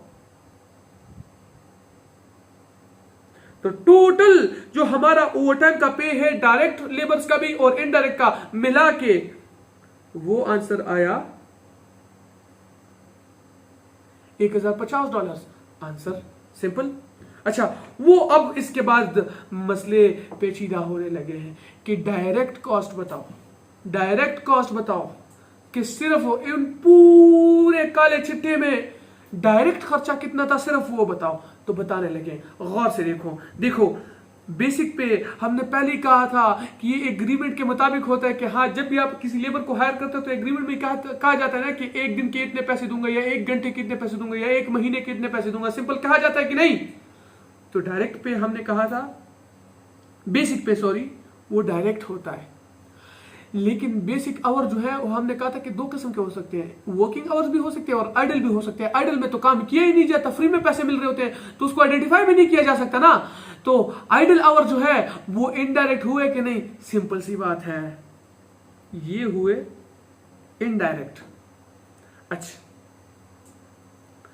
अब जो ओवर टाइम का बेसिक है ये भी डायरेक्ट है, क्योंकि हमने कहा कि बेसिक एग्जैक्ट एग्रीमेंट के मुताबिक होता है, तो ओवर टाइम का हो या सिंपल हो वो डायरेक्ट ही होगा। अब ओवर टाइम का प्रीमियम स्पेसिफिक ऑर्डर पे डायरेक्ट होता है, क्योंकि आपको पता होता है जितने भी पैसे लगने इसी एक कस्टमर ने पे करने हैं। लेकिन जनरल प्रोडक्शन पे इनडायरेक्ट होता है। अब क्या इस क्वेश्चन में कहीं भी लिखा गया है कि स्पेसिफिक कस्टमर ऑर्डर है? नहीं लिखा गया ना, एग्जामिनर खामोश है, एग्जामिनर ने इसके बारे में कुछ नहीं लिखा कि ये स्पेसिफिक ऑर्डर है या जनरल है, तो मतलब बात जनरल की ही हो रही है। अगर स्पेसिफिक ऑर्डर होगा तो वो फिर स्पेसिफिकली मेंशन भी करेगा कि हाँ ये स्पेसिफिक ऑर्डर है। अगर कुछ नहीं बोल रहा तो मतलब ये जनरल ऑर्डर ही था, तो मतलब यहां जो ओवर टाइम का प्रीमियम है ये इनडायरेक्ट है। सिंपल। अब वही रूल्स नीचे भी लागू होंगे कि जो इनडायरेक्ट लेबर का बेसिक पे है वो डायरेक्ट, जो बेसिक आवर्स में आइडल वाला है वो इनडायरेक्ट है। अब जो ओवर टाइम का बेसिक है वो तो डायरेक्ट ही होगा ना, क्योंकि बेसिक तो एग्रीमेंट के बेसिस के मुताबिक ही होता है। और जो ओवर टाइम का प्रीमियम है वो इनडायरेक्ट है। क्यों? क्योंकि यहां ऐसा कुछ नहीं कहा गया कि ये स्पेसिफिक ऑर्डर है या जनरल। सारा कैलकुलेशन हो गया है, ठीक ठाक हो गया? नहीं। देखो बच्चे, आप यही गलती करते हो, आप यही गलती करते हो। मैंने जानबूझ के ये लिखवाया, ऐसे लिखवाया ताकि ये मसला जो है ये हाईलाइट हो सके, इस पे हम बहस कर सके, बातचीत कर सके। और बातें करना आपको पता है मुझे बिल्कुल पसंद नहीं। देखो बच्चे, गौर से देखो, ये जो हमने रूल्स पढ़े थे ना कि बेसिक पे डायरेक्ट होता है, बेसिक आवर्स में अगर कोई आइडल आ जाए तो वो इनडायरेक्ट है। अच्छा, ओवर टाइम जो है उसका बेसिक डायरेक्ट होगा क्योंकि एग्रीमेंट के मुताबिक होता है, और जो उसका एक्स्ट्रा पैसा हम पे करते हैं लालच के तौर पे प्रीमियम, वो स्पेसिफिक ऑर्डर पे डायरेक्ट होगा, जनरल पे इनडायरेक्ट होगा। ये सारा डायरेक्ट लेबर के लिए था, सारा का सारा डायरेक्ट लेबर के लिए था। अगर लेबर ही इनडायरेक्ट है तो उसका कोई भी खर्चा डायरेक्ट कैसे हो सकता है जनाब, जब लेबर ही इनडायरेक्ट है? देखो, डायरेक्ट लेबर इसलिए क्योंकि उसका खर्चा हम पहले से ही, अब उसी लिए उसको इनडायरेक्ट कहते हैं क्योंकि उसका खर्चा एक कॉस्ट यूनिट पे आइडेंटिफाई नहीं हो रहा होता। यहाँ प्रोडक्शन बिजनेस में आपका कॉस्ट यूनिट क्या होता है? जो प्रोडक्ट आप बना रहे हो वही आपका कॉस्ट यूनिट है कि नहीं? उस पूरे प्रोडक्ट का एक सिंगल यूनिट आपका कॉस्ट यूनिट होता है कि नहीं? फॉर एग्जाम्पल हम शर्ट्स बना रहे हैं तो एक सिंगल शर्ट ही मेरी कॉस्ट यूनिट के लिए, जो मेरा स्टैंडर्ड है यही एक शर्ट मेरे कॉस्ट यूनिट का काम करेगा कि नहीं? सिंपल सी बात है। तो कोई लेबर को इनडायरेक्ट क्यों कहूंगा? क्योंकि उसका खर्चा आसानी से एक कॉस्ट यूनिट पे आइडेंटिफाई नहीं हो रहा। तो जब हम कह रहे हैं कि वो इसीलिए इनडायरेक्ट है क्योंकि उसका खर्चा एक कॉस्ट यूनिट पे आइडेंटिफाई नहीं हो रहा, तो उसका बेसिक हो या प्रीमियम हो या ओवर टाइम हो या आइडल हो, जो भी हो, वो डायरेक्ट कैसे हो गया यार? फिर से बता रहा हूं बच्चे, ये जितने भी रूल्स हमने पढ़े ये सिर्फ डायरेक्ट लेबर के लिए थे। अगर लेबर ही इनडायरेक्ट है तो उसका हर खर्चा इनडायरेक्ट होगा, मतलब ये भी इनडायरेक्ट है और ये भी इनडायरेक्ट है। सिंपल है, कंफ्यूज नहीं होना बच्चे, क्योंकि उसको इनडायरेक्ट इसलिए कहा जाता है क्योंकि उसकी सैलरी एक कॉस्ट यूनिट पे आइडेंटिफाई नहीं हो रही होती। तो अगर उसकी सैलरी कॉस्ट यूनिट पे आइडेंटिफाई हो ही नहीं रही तो फिर बेशक बेसिक हो, बेशक ओवर टाइम का बेसिक हो, बेशक आइडल हो या बेशक ओवर टाइम का प्रीमियम हो, वो आइडेंटिफाई नहीं हो सकता, तो इनडायरेक्ट ही है। अभी जितने भी रूल्स थे वो डायरेक्ट लेबर्स के लिए थे। इनडायरेक्ट लेबर अगर है तो उसका जो भी खर्चा हो वो इनडायरेक्ट ही होगा। अब यहाँ पे क्वेश्चन पे आते हैं बच्चे, उन्होंने पूछा था ना कि डायरेक्ट कॉस्ट कौन सी है, तो डायरेक्ट कॉस्ट ये वाला खर्चा था, तो ये वाला खर्चा था, इसके अलावा सारा इनडायरेक्ट खर्चा है। तो 3000 प्लस 500 टोटल कितना बना 3500, देखो प्लस करके मालूम कर लेते हैं। 3000 प्लस 500, 3500 का खर्चा आया, तो इसमें डायरेक्ट खर्चा $3500। अब कह रहा है कि इनडायरेक्ट खर्चा कितना है। क्या कहा है उसने कि बेसिक वाला डायरेक्ट या ओवरटाइम वाला डायरेक्ट बताओ, या ये बताओ वो बताओ, नहीं, उसने खाली कहा है डायरेक्ट और इनडायरेक्ट। अब डायरेक्ट लेबर का हो या इनडायरेक्ट लेबर का हो, जो डायरेक्ट खर्चा है सारा प्लस करके लिख दिया। अब इनडायरेक्ट भी सारा का सारा प्लस करके लिखना पड़ेगा कि नहीं। अब इनडायरेक्ट ये तो सारा का सारा ही इनडायरेक्ट है, लेकिन यहां भी ये और ये दोनों इनडायरेक्ट होंगे कि नहीं होंगे, सिंपल सी बात है बच्चे।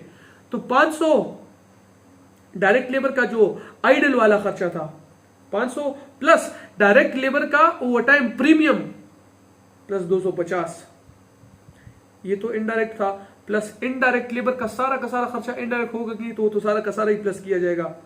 1200 प्लस 200 प्लस 200 प्लस 100, ये सबको प्लस करके 2450, $2450। ये हमारी इनडायरेक्ट कॉस्ट आ गई। अब इसके बाद जनाब ने पूछा है आइडल टाइम का कॉस्ट कितना लग रहा है। अब क्या उसने कहा है कि डायरेक्ट लेबर का आइडल टाइम वाला खर्चा, या क्या उसने कहा है कि इनडायरेक्ट का आइडल टाइम वाला खर्चा? नहीं, उसने सिर्फ आइडल टाइम का नाम लिया ना।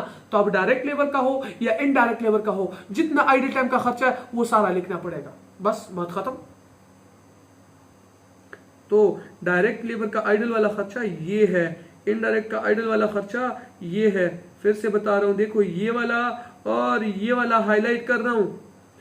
तो डायरेक्ट लेबर के लिए जो आइडल टाइम का खर्चा था वो था टोटल 500, प्लस इनडायरेक्ट के लिए जो आइडल वाला खर्चा था वो था 200, तो टोटल सब मिला के $700। ये क्वेश्चन भी हल हो गया। अब वो कह रहे हैं ओवर टाइम के प्रीमियम का जो खर्चा है वो बताओ। डायरेक्ट लेबर का ओवर टाइम नहीं, इनडायरेक्ट लेबर का ओवर टाइम नहीं, सिंपल ओवर टाइम का नाम लिया है। मतलब डायरेक्ट लेबर का हो या इनडायरेक्ट लेबर का हो, ओवर टाइम जितना है उसके खाली प्रीमियम का। देखो वो सिर्फ ओवर टाइम की बात नहीं कर रहा, ओवर टाइम के प्रीमियम की सिर्फ बात कर रहा है। तो देखो ओवर टाइम का प्रीमियम जो डायरेक्ट लेबर के लिए था वो ये है, और ओवर टाइम प्रीमियम जो इनडायरेक्ट लेबर के लिए था वो ये है। तो इन दोनों को प्लस कर दो, यानी कि 250 डायरेक्ट लेबर के लिए ओवर टाइम का प्रीमियम था, और इनडायरेक्ट लेबर के लिए ओवर टाइम का प्रीमियम कितना था? $100। तो इनको प्लस करके टोटल खर्चा कितना आया ओवर टाइम के प्रीमियम का? $350।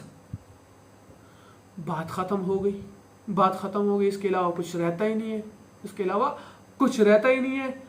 अब वो आखिरी क्वेश्चन क्या कर रहा है कि ग्रॉस पे, यानी टोटल जो लेबर की वजह से हमने पेमेंट की है, जो हमारा खर्चा आया है वो कितना है।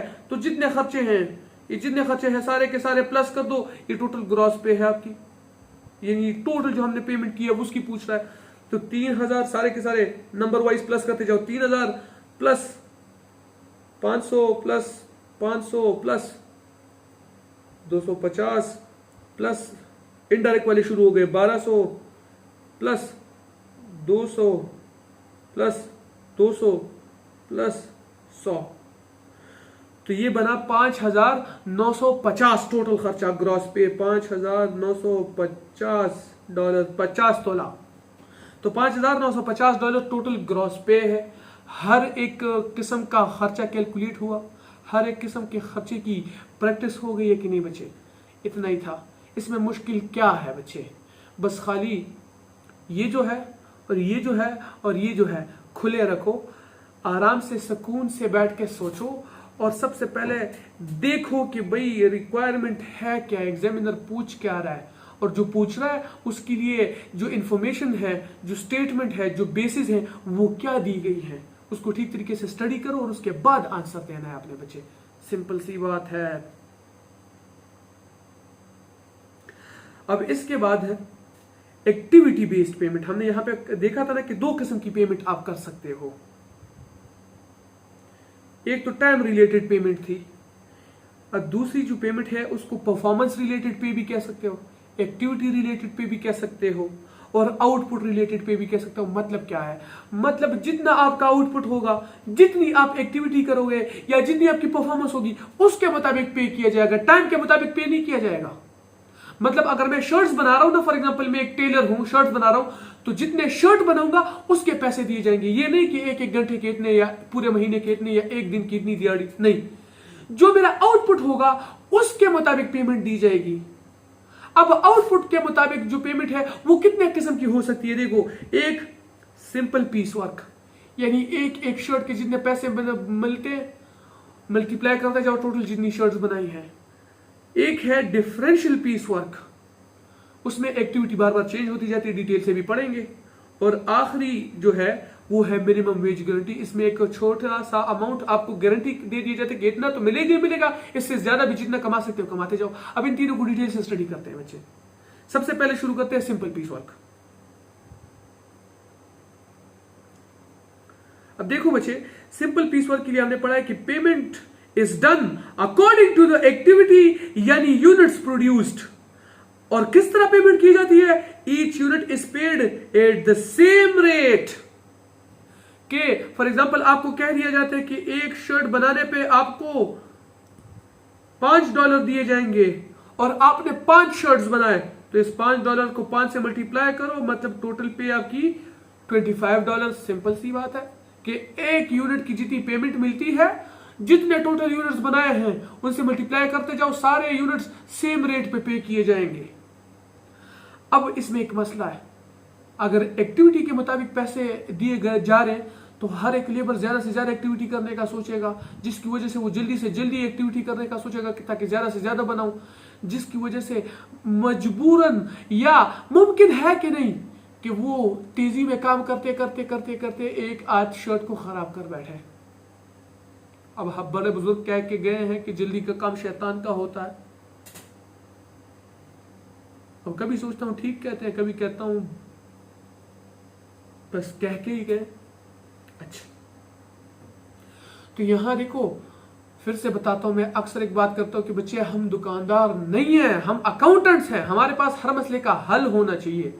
अब लेबर अपने फायदे के लिए जल्दी से जल्दी प्रोडक्शन करने की खातिर हमारा नुकसान ना कर बैठे, इसलिए हमने पहले ही कह दिया होता है कि rejected units are not paid. अब रिजेक्टेड यूनिट्स कौन से होंगे? जिनकी क्वालिटी स्टैंडर्ड क्वालिटी नहीं होगी, जो नॉर्मल क्वालिटी के नहीं होंगे, जो बिल्कुल हमने नॉर्मल स्टैंडर्ड रखा है कि शर्ट को इस तरीके से होना चाहिए, जो उस स्टैंडर्ड को मैच नहीं करेंगे उसकी पेमेंट नहीं दी जाएगी। मतलब फजूल में अगर तेजी में काम कर रहे हो और कोई एक आध शर्ट खराब कर दी, पेमेंट नहीं मिलेगी। अलबत्ता जवाब आपको देना पड़ेगा कि इस पे जो मटेरियल लगा है खराब क्यों किया, फजूल में कंपनी का मटेरियल जाया क्यों किया।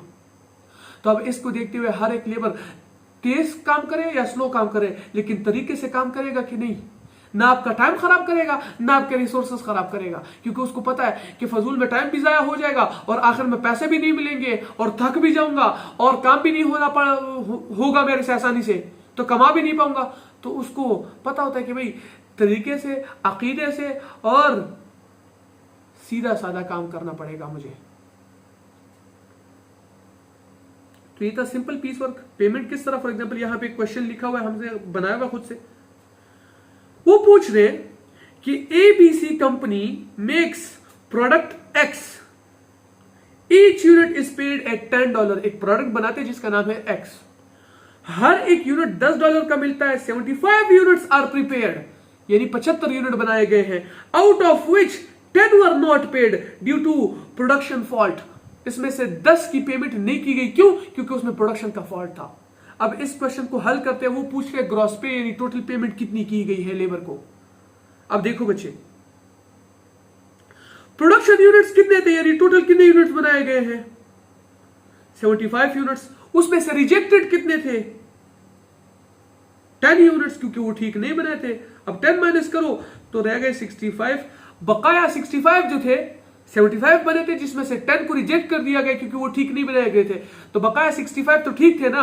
अब अगर ठीक है तो उसकी पेमेंट करनी पड़ेगी। अब एक एक यूनिट की पेमेंट कितनी है? $10। उन्होंने यहां क्वेश्चन में मेंशन कर रखा है, देखो यहां मेंशन किया गया है।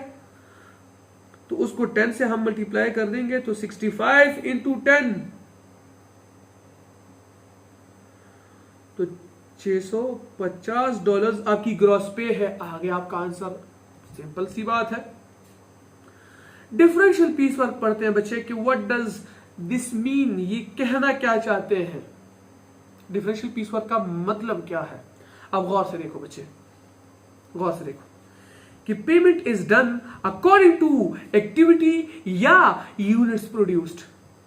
एग्जैक्ट जो ऊपर बात थी, मतलब जितनी एक्टिविटी करोगे उसके मुताबिक पैसे मिलेंगे, लेकिन किस तरह। But the rate per unit changes after a certain level of activity. मतलब क्या है, देखो आपसे कहा जाता है कि अगर 1 से लेकर 20 तक यूनिट्स बनाओगे ना, तो हर एक यूनिट के 3-3 रुपए मिलेंगे, $3 मिलेंगे। 3 रुपए में तो अल्लाह माफ करे, मैं अक्सर कहते हैं ना कि इमोशनल में बंदा कुछ ना कुछ कह बैठता है, तो उसके लिए पहले से ही माफी चाहता हूं बच्चे। अच्छा, उसके बाद 21 से लेके 50 तक जितने यूनिट्स बनेंगे, वो एक एक यूनिट $5 पे किया जाएगा आपको। अगर आप 50 से भी ज्यादा बनाते हो, यानी 51 से लेके 80 तक जो लिमिट है, उसमें हर एक यूनिट के आपको 6-6 रुपए दिए जाएंगे। और अगर आप उससे भी ज्यादा यूनिट्स बनाते हो 81 से लेके 110 तक, तो वहां फिर हर एक यूनिट के आपको $8 दिए जाएंगे। अब यहां क्वेश्चन ये है कि प्रोडक्शन असल में $90 हुई है, तो वो कह रहे हैं ग्रॉस पे इसकी कितनी बनेगी। अब बच्चे देखो, इसके 2 मेथड्स हैं, एक है इंक्रीजिंग मेथड और एक है कंप्लीटेड मेथड। आप डिफरेंशियल पीस वर्क को इन 2 तरीकों से पे कर सकते हो, इंक्रीजिंग मेथड से, यानी इंक्रीजिंग यूनिट्स मेथड, और कंप्लीटेड यूनिट्स मेथड। अब इन दोनों का मतलब क्या है वो समझते हैं। देखो इंक्रीजिंग यूनिट्स में क्या होगा कि 1 से लेकर 20 तक जितने यूनिट्स है, वो तो हर एक यूनिट आपको $3-3 मिलेंगे। अब इस 20 यूनिट्स की एक्टिविटी से जितने यूनिट्स इंक्रीज कर रहे हैं, यानी जो नए वाले यूनिट्स है, यानी 21 से लेकर 50 तक, खाली वो इंक्रीज्ड यूनिट्स का नया रेट लगेगा। मतलब पहले 20 का उसी तरह 3-3 ही मिलेगा। जो 20 के बाद आपने 50 तक यूनिट्स बनाए हैं, खाली उनका $5-5 मिलेगा। अब वो यूनिट्स जो 50 के लेवल को इंक्रीज कर गए हैं, खाली वो नए वाले यूनिट्स का $6 मिलेगा। अब अगर 80 से भी कोई यूनिट्स इंक्रीज करते हैं, तो जितने यूनिट्स 80 से इंक्रीज करेंगे, खाली उन यूनिट्स का $8 पेमेंट मिलेगी। तो जितने यूनिट्स एक खास एक्टिविटी लेवल को इंक्रीज कर जाते हैं, सिर्फ उसके लिए ये नए यूनिट की जो कॉस्ट है, कॉस्ट यूनिट, वो वैल्यू मिलेगी। तो इंक्रीजिंग यूनिट्स इसको कहते हैं। अब इसको देखते हुए समझते हैं, क्योंकि क्वेश्चन में उन्होंने कहा है ना नीचे कि 90 यूनिट्स बने हैं, तो जरा बताओ 90 यूनिट्स का इंक्रीजिंग मेथड के मुताबिक ग्रॉस पे कितनी बनती है, और कंप्लीटेड यूनिट्स के मुताबिक ग्रॉस पे कितनी बनती है। गौर से देखो, अब 90 यूनिट्स में जो पहले 20 हैं, एक्टिविटी के मुताबिक पहले 20 के पैसे कितने मिलते हैं, एक एक यूनिट के $3-3 मिलते हैं। तो पहले 20 को हमने 3 से मल्टीप्लाई किया है, देखो यहां पे। अब 20 मल्टीप्लाइड बाय 3 इस पहले 20 के तो $60 बनते हैं। अब उसके बाद जो 30 है, वो इस एक्टिविटी लेवल से बिलोंग करते हैं, तो यहां एक एक यूनिट के आपको $5 मिल रहे हैं। तो 30 × 5 $150, ठीक है। अच्छा, अब उसके बाद जो $30 है, 30 यूनिट्स है, वो इस एक्टिविटी से बिलोंग करते हैं। यहां एक एक यूनिट का $6 मिल रहा है कि नहीं, तो 30 × 6 इसके $180 मिलेंगे। और सिर्फ 10 यूनिट्स और रह गए। देखो 20 + 30 + 30, हम 80 यूनिट्स की पेमेंट कर चुके हैं इंक्रीजिंग मेथड पे, और 10 यूनिट्स और रह गए। तो वो जो अगले 10 यूनिट्स हैं, वो 80 के बाद आते हैं, तो मतलब वो इस एक्टिविटी लेवल से बिलोंग करते हैं। यहां हर एक यूनिट की पेमेंट कितनी है, $8 पर यूनिट है कि नहीं। तो हम 10 × 8 करेंगे, तो ये $80 बनते हैं। अब टोटल पैसे को मिलाते हैं कि इंक्रीजिंग यूनिट्स को देखते हुए, इंक्रीजिंग यूनिट मेथड को देखते हुए, इन 90 यूनिट्स के टोटल यानी ग्रॉस पे कितनी बनेगी, 60 + 150 + 180 + 80, तो ये टोटल $470 बनते हैं। इंक्रीजिंग यूनिट मेथड पे आपको ग्रॉस पे का आंसर मालूम हो गया। देखो ये रहा आपका ग्रॉस पे, इंक्रीजिंग यूनिट मेथड पे आपको आंसर मिल गया। अब कंप्लीटेड यूनिट मेथड का क्या मतलब है।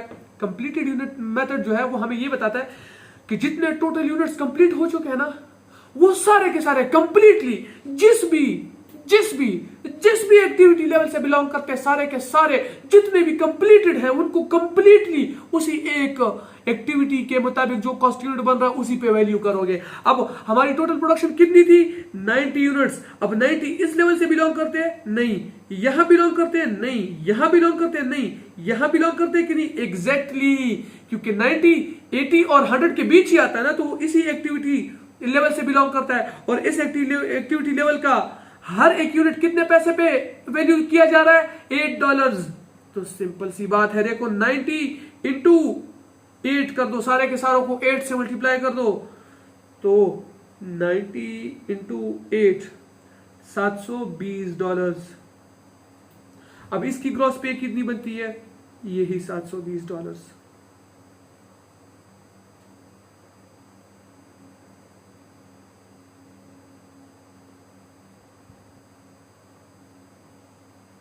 अब देखो देखो देखो देखो, यहां कुछ कंसेप्चुअल समझाने लगा हूं बच्चे कि ये क्यों किया जाता है। अक्सर मुझसे क्वेश्चन किया जाता है ना कि सर इंक्रीजिंग मेथड पे 470 देने पड़ रहे थे और कंप्लीटेड पे 720 एक्स्ट्रा देने पड़ रहे हैं, तो हम कंप्लीटेड पे दे क्यों रहे हैं? ना दो। अब देखो बच्चे, अगर आप सिंपल पे मालूम करो तो इससे भी कम आएंगे। तो देखो, आप लेबर को सबसे पहले सिंपल वाला ऑफर करो। अगर कोई लेबर ऐसा है जो आपको चाहिए, मतलब कोई अच्छा सा लेबर है आपके जहन में है, आपके आंख मतलब वो आपकी आंखों को भाता है, आपकी नजर को भाता है, मतलब वो एक ऐसा लेबर है, एक ऐसा स्किल्ड पर्सन है जो आपको फायदा दे सकता है, तो आप पहले सिंपल पीस वर्क ऑफर करो। ना माने तो उसको कहो मैं डिफरेंशियल पीस वर्क पे भी पेमेंट करने को तैयार हूं। तो अब उसको अपना फायदा दिखेगा कि नहीं, एक्स्ट्रा पेमेंट दिखेगी कि नहीं, उसको पता है कि हाँ एक्टिविटी मेरी बढ़ती जाएगी ना, तो एक खास एक्टिविटी लेवल से बढ़ूंगा तो नई वाली कॉस्ट मिलेगी। अब उधर से भी एक खास एक्टिविटी लेवल से बढ़ूंगा तो नई कॉस्ट मिलेगी। तो वो एक तो बंदा स्किल्ड है और लालच में आपके पास आएगा। अब ज्यादा से ज्यादा कमाने की लालच में आप ही को फायदा दे रहा है, क्योंकि एक तो स्किल्ड काम करेगा और वो भी ज्यादा से ज्यादा, तो फायदा अल्टीमेटली आप ही को हो रहा है कि नहीं। तो ये मैनिपुलेशन टेक्निक है, हम उसको बेचारे को मैनिपुलेट कर रहे हैं। उसको ऐसा लग रहा है ज्यादा फायदा उसको हो रहा है, ठीक है, उसको एक हद तक फायदा हो रहा है, जो पहले सिंपल पीस वर्क पे जितना उसको फायदा होना था उससे ज्यादा ही हो रहा है, लेकिन अल्टीमेटली ये असल फायदा हमें हो रहा है, क्योंकि हमारी एक तो स्किल्ड प्रोडक्शन हो रही है और वो भी ज्यादा से ज्यादा। अब अगर कोई ऐसा एम्प्लॉय है जो बहुत ही मतलब आप बर्दाश्त नहीं कर सकते उसका किसी और के साथ होना, किसी और कंपनी में होना, या फॉर एग्जांपल वो पहले से किसी और कंपनी में है और आप उसे अपने पास लाना चाह रहे हो, तो आप पहले उसे लालच दो कि यहाँ सिंपल पीस वर्क पे पैसे मिल रहे हैं, वहां मैं डिफरेंशियल पे दूंगा। एक खास एक्टिविटी लेवल से बढ़ोगे ना तो हर बार हर एक्टिविटी लेवल पे आपको अलग अलग रेट मिलेगा, तो वो सोचेगा। लेकिन फिर कहता है कि नहीं यार, यहाँ इस कंपनी में वैसे भी इतना टाइम हो चुका है, फजूल में किसी और के पास नहीं जाना चाहता, यहाँ पे ताल्लुकात भी बन गए और एक लॉयल्टी है। लॉयल्टी खरीदी जाती है बच्चे, और खरीदी जा सकती है, इसलिए खरीदते हैं, खरीदनी पड़ेगी। पैसा फेंक तमाशा देख सिंपल है बच्चे, ये बकवास है। लॉयल आजकल कुछ नहीं है, कोई नहीं है।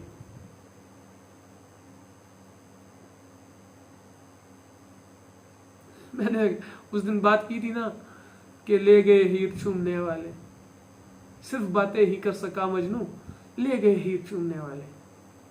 लॉयल्टी बिकती है जनाब, जो चुम्मा देगा लेला उसी की है, कि पिंकी है पैसे वालों की। तो आप उसकी लॉयल्टी को किस तरह खरीदोगे, मैनिपुलेट कैसे करोगे? आप बोलो ठीक है डिफरेंशियल पे भी नहीं मानते, ऐसा करता हूं डिफरेंशियल पीस वर्क पे पेमेंट दूंगा, वो भी इंक्रीजिंग वाला नहीं, कंप्लीटेड पे, मतलब हर एक्टिविटी लेवल पे आपका रेट अलग और बढ़ता जाएगा, लेकिन पेमेंट कौन सी वाली मिलेगी?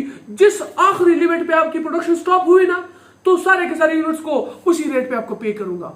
अब वो सोचेगा कि यार यहाँ सिंपल पे पेमेंट मिल रही है, वहां इंक्रीजिंग पे वैसे ही ज्यादा मिल रही थी, लेकिन कंप्लीटेड पे तो और भी ज्यादा मिल रही है, सोने पे सुहागा। तो वो लात मार के आएगा उस कंपनी से। और आपको भी कोई ऐसा मौका मिल रहा हो ना, तो प्लीज बच्चे मैं रिक्वेस्ट करता हूं वहां ही जाइएगा जहां पैसे ज्यादा मिल रहे हैं। कोई भी आपका सगा नहीं है जो आपको लाखों रुपए पे कर रहा है फजूल में। क्यों, किस लिए आपको लाखों की सैलरी पे करेगा? आप करोड़ों कमा के दे रहे हो इसलिए लाखों दे रहा है। आप पागल हो कि आप किसी को फजूल में 10 लाख 12 लाख 20 लाख की सैलरी दे रहे हो? नहीं, एक जगह पे आपकी सैलरी 10 लाख है, दूसरे पे 11 लाख है, तो आसानी से ना जाओ। लेकिन एक जगह 10 मिल रही है और वहां 15 मिल रही है, लात मार के जाओ 15 वाले के पास, क्योंकि जब इनकी जरूरत होगी ना तो सोचेंगे भी नहीं आपको बाहर फेंकने के।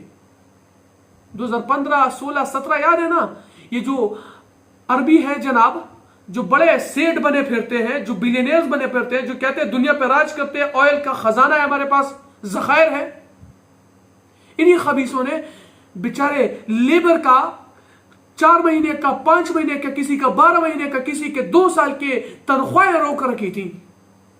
और जब आप बार बार पैसे मांगते थे कंपनी से तो कहते थे कि भाई हमने तो हुकूमत के प्रोजेक्ट्स किया, हुकूमत पैसा नहीं दे रही, तो किधर से दे, काम करना तो करो वरना जाओ। आज भी मैं लोगों को जानता हूं जिनसे वादा तो किया गया था कि दे देंगे पैसे,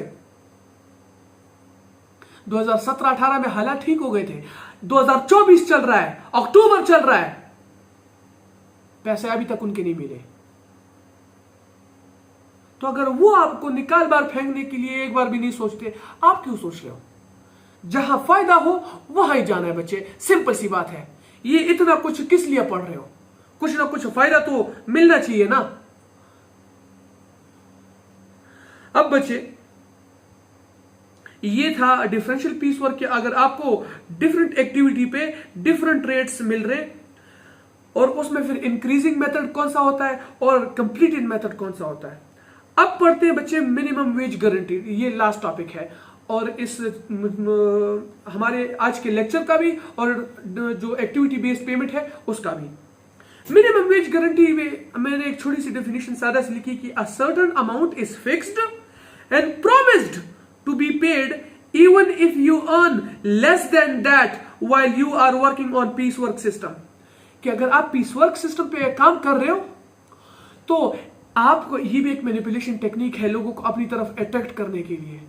आप एक सर्टेन लिमिट फिक्स कर देते हो कि देखो मेरे साथ काम करोगे ना तो $200 तो मिलेंगे ही मिलेंगे, ये तो मेरा आपसे प्रॉमिस है, टेंशन नहीं लेनी। अगर आप पीस वर्क पे काम कर रहे हो और आपने 200 के बजाय $170 का भी काम किया तो टेंशन नहीं है, 200 तो मैं दूंगा ही दूंगा, आपको टेंशन किस बात की है? $200 तो आपको मिलेंगे ही मिलेंगे, ये मेरी गारंटी है, ये मैं प्रॉमिस कर रहा हूं। हाँ, 200 से ज्यादा अगर बना सकते हो, 200 से ज्यादा अगर कमा सकते हो, कमाते जाओ। लेकिन अगर 200 से कम कमाए ना, 200 से कम की एक्टिविटी की, फिर भी टेंशन नहीं है, $200 तो मिलेगा ही मिलेगा। तो एक सर्टेन अमाउंट आपने फिक्स कर दी और प्रॉमिस कर दिया कि इतना तो मिलेगा ही मिलेगा। आप अगर आप पीस वर्क पे काम कर रहे हो, इससे ज्यादा अगर कमा सकते हो कमाते जाओ। तो मैंने इसलिए लिखा है कि certain amount is fixed and promise to be paid even if you earn less than that while you are working on piece work system. कि मतलब आप टाइम बेसिस पे नहीं चलता है ये किस्सा। अगर आप एक पीस की पेमेंट मिल रही है, एक यूनिट की पेमेंट मिल रही है, आपको आउटपुट यानी एक्टिविटी यानी परफॉर्मेंस के मुताबिक पैसे मिल रहे हैं, तो पीस वर्क सिस्टम पे अगर आप काम कर रहे हैं, वहां लेबर को अट्रैक्ट करने के लिए, अपने पास राग़िब करने के लिए ये मिनिमम वेज गारंटी का एक सिस्टम होता है। ये कि मैनिपुलेशन टेक्निक है कि इतने तो मिलेंगे ही मिलेंगे, अब इससे ज्यादा कमा सकते हैं कमाते जाओ, गलती से इससे कम भी कमाए ना तो टेंशन नहीं लेनी, इतने मिलेंगे ही मिलेंगे।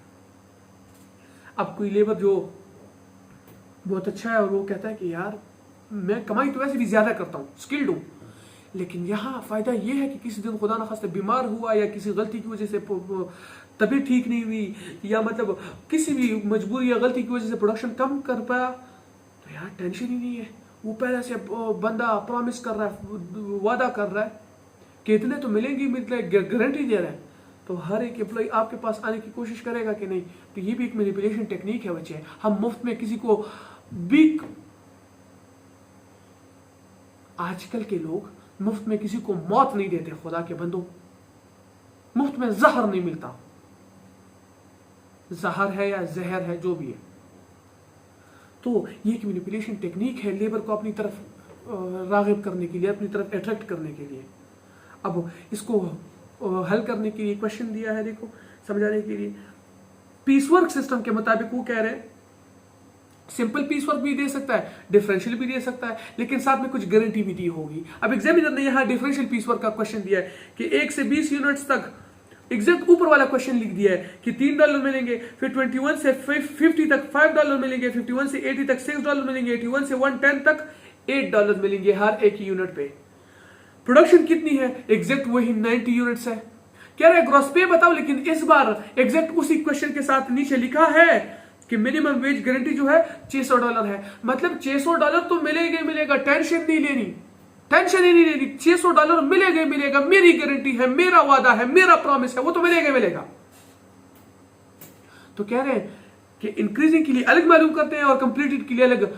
क्वेश्चन कुछ किसी एक का आ सकता है, लेकिन हम दोनों के लिए, प्रैक्टिस के लिए दोनों पे मालूम करेंगे। वो कहता है कि इंक्रीजिंग यूनिट्स मेथड पे मालूम करो कि लेबर को कितनी पेमेंट देनी होगी। अब देखो, पहले जो 20 यूनिट्स हैं उनको मल्टीप्लाई करते हैं 3 से, यानी इसके $60 मिलेंगे। सबर करो, let me change the colour of this pencil. इसको $60 मिलेंगे। उसके बाद जो 30 है, एक यूनिट का 5 मिल रहा है, तो इसके $150 मिल रहे हैं। ये इंक्रीजिंग यूनिट्स पे हम मालूम कर रहे हैं। थर्ड जो नेक्स्ट 30 है वो एक यूनिट $6 का मिल रहा है, यानी टोटल $180।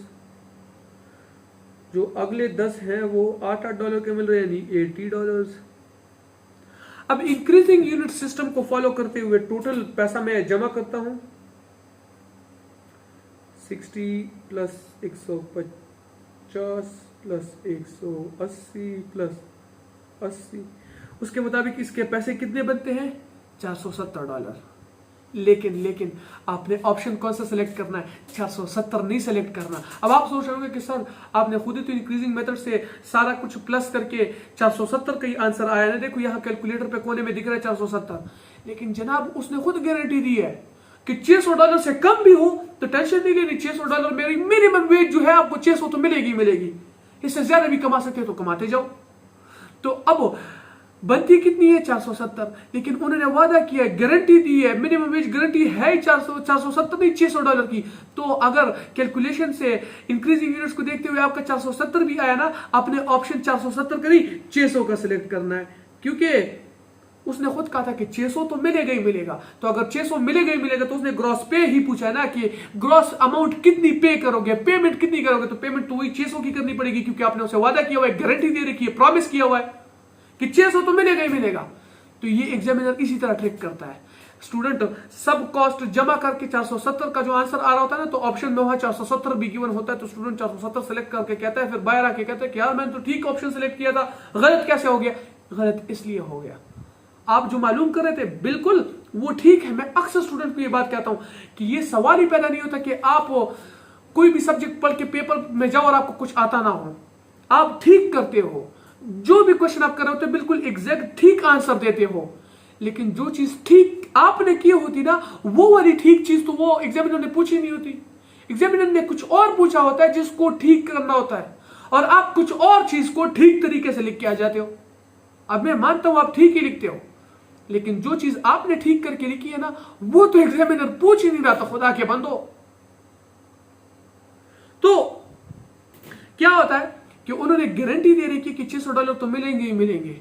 अब यहां पे सब कुछ प्लस करने से आपका आंसर 470 आ रहा था, लेकिन 470 नहीं सिलेक्ट करना, 600 सिलेक्ट करना है। क्यों? क्योंकि उसने ग्रॉस पे पूछा, यानी ग्रॉस अमाउंट कितनी पे करोगे आप, तो 600 ही पे करोगे, क्योंकि गारंटी आपने 600 की ले रखी है। तो इंक्रीजिंग पे तो ये हुआ। अगर कंप्लीटेड पे वो मालूम करना चाह रहा है तो मालूम करते हैं टोटल कितने यूनिट्स की प्रोडक्शन की थी, 90। अब कंप्लीटेड में ये होता है कि जितने भी प्रोडक्शन हुई है वो एग्जैक्ट यूनिट्स जिस एक्टिविटी लेवल से बिलोंग करते हैं, सारे के सारे यूनिट्स एक ही रेट पे वैल्यू की जाती है कि नहीं। अब देखो 90 इस एक्टिविटी लेवल से बिलोंग करते हैं कि नहीं, और इस एक्टिविटी लेवल का पर यूनिट रेट क्या है, $8। तो सारे 90 यूनिट्स को हम 8 से मल्टीप्लाई करते हैं, तो 90 मल्टीप्लाइड बाय 8। अब आंसर आ रहा है 720। तो अब आप 720 ही सिलेक्ट करोगे। कुछ भी वकूफ इसमें भी वही 600 सिलेक्ट कर देते कि नहीं, गारंटी तो सिर्फ 600 की है। वो 600 गारंटी ये दी है कि अगर 600 से कम भी कमाओगे टेंशन ना लो, 600 मिलेगा ही मिलेगा। गारंटी ये है, गारंटी ये नहीं है कि आप जो भी करो 600 मिलेगा। फिर तो आप कुछ करो ही नहीं, बस जाके 10-12 रुपए की ये एक्टिविटी करके आ जाओ, 600 मिलेगा ही मिलेगा। क्योंकि फजूल में कोई मेहनत क्यों करेगी जब आपको पता है कि ज्यादा भी कमाए तो 600 मिले। नहीं, वो कह रहा है कि अगर 600 से कम भी बनाया, कम भी एक्टिविटी की, तो टेंशन नहीं लेनी, 600 मिलेगा ही मिलेगा। हाँ, 600 से ज्यादा जितनी कमाई कर सकते हो करते जाओ, वो तो नूरुन अला नूर है।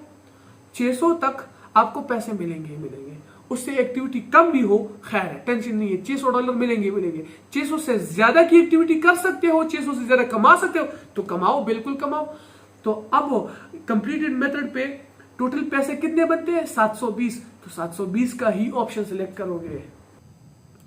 इसके बाद बच्चे पढ़ते हैं advantages of peace work system and disadvantages of peace work system. सबसे पहले एडवांटेजेस पढ़ते हैं, जिसमें नंबर 1 है मोटिवेशनल फैक्टर। बिल्कुल ये एक मोटिवेशनल फैक्टर है। पीस वर्क सिस्टम आपको मोटिवेट करता है ज्यादा से ज्यादा एक्टिविटी करने के लिए, ताकि as employ can earn more, तो आप ज्यादा से ज्यादा कमा सको। क्योंकि आपको पता है कि जितना मेरा आउटपुट होगा, जितनी मेरी एक्टिविटी होगी, उस हिसाब से ही पैसे मिलेंगे। It results in higher production. बिल्कुल देखो, हर कोई कोशिश करेगा कि ज्यादा से ज्यादा काम कर सकूं ताकि ज्यादा से ज्यादा पैसे मिल सके। तो जो लेबर है उसके लिए फायदा ये हो रहा है कि उसको ज्यादा पैसे मिल रहे हैं, और कंपनी को फायदा ये हो रहा है, ये कंपनी के पॉइंट ऑफ व्यू से बात की जा रही है कि प्रोडक्शन ज्यादा से ज्यादा होगी, और ज्यादा से ज्यादा प्रोडक्शन हो तो कंपनी को ही इसका फायदा मिलेगा। इसके बाद है production time can be saved, यानी this is a time efficient system. अब हर कोई जल्दी से जल्दी ज्यादा से ज्यादा काम करेगा, तब ही जल्दी से ज्यादा कमा सकेगा। तो प्रोडक्शन ज्यादा भी हो रही है, जल्दी से जल्दी भी हो रही है, मतलब एक तो एफिशिएंसी बढ़ गई है, ऊपर से टाइम बचत हो रहा है ना, इसलिए एफिशिएंसी बढ़ रही है। अब जो यूनिट 1 घंटे में बनता था, अब हर एक लेबर कोशिश करेगा कि उसे 40 मिनट में बनाऊं, 45 मिनट में बनाऊं, 50 मिनट में बनाऊं। और हमने तो वैसे भी रूल रखा हुआ है कि जो ठीक ना हुआ जिसकी क्वालिटी, उसकी पेमेंट नहीं होगी। तो हर कोई कोशिश करेगा कि मैं ठीक से ठीक यूनिट्स और जल्दी से जल्दी बनाऊं, तो कंपनी का प्रोडक्शन टाइम बचता है, यानी ये एक टाइम एफिशिएंट सिस्टम होता है। अब इसके बाद डिसएडवांटेजेस पढ़ते बच्चे। Reduce quality of units produced due to greed. Greed यानी लालच। अब बच्चे लालच क्या है? लालच यही है कि आप ज्यादा से ज्यादा प्रोडक्शन करने की कोशिश करते हो ताकि आपको ज्यादा से ज्यादा पैसे मिले। अब उस लालच में आप इतने जल्दी यूनिट्स को बनाने की कोशिश करते हो कि उस जल्दबाजी में यूनिट्स की क्वालिटी यानी आपके प्रोडक्ट की क्वालिटी खराब हो जाती है। तो reduce quality of units produce होंगे ग्रीड की वजह से, पैसे की लालच की वजह से। ये एक डिसएडवांटेज है। उसके बाद close monitoring and supervision is required. अब ऐसा सिस्टम है तो आपको क्लोज मॉनिटरिंग एंड सुपरविजन करनी होगी, मतलब ज्यादा से ज्यादा सुपरवाइजर्स चाहिए होंगे, या जो काम कर रहे हैं तो उनको बहुत एफिशिएंटली काम करना होगा। एक एक चीज को बहुत ठीक तरीके से मॉनिटर और सुपरवाइज करना पड़ेगा, ताकि जो कुछ भी चल रहा है उसका हिसाब किताब ठीक सामने निकल आए, हर चीज का रिजल्ट ठीक आए।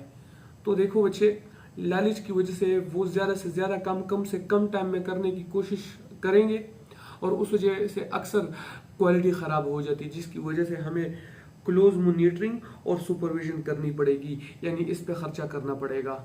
ये एक डिसएडवांटेज है भाई। चीखते चीखते बच्चे गले का बुरा हाल हो जाता है, आपको फील हो रहा होगा, आवाज चेंज हो रही है बच्चे। तो आज के दम दरूद को इधर ही एंड करते हैं, अगले टॉपिक में मिलते हैं। अगर मेरा ये जो लहजा है, मेरी ये जो चीखो पुकार आप बर्दाश्त कर सकते हो, तो इंशाल्लाह अगले वीडियो में मिलेंगे। तब तक के लिए ख्याल रखिएगा अपना। अल्लाह हाफिज।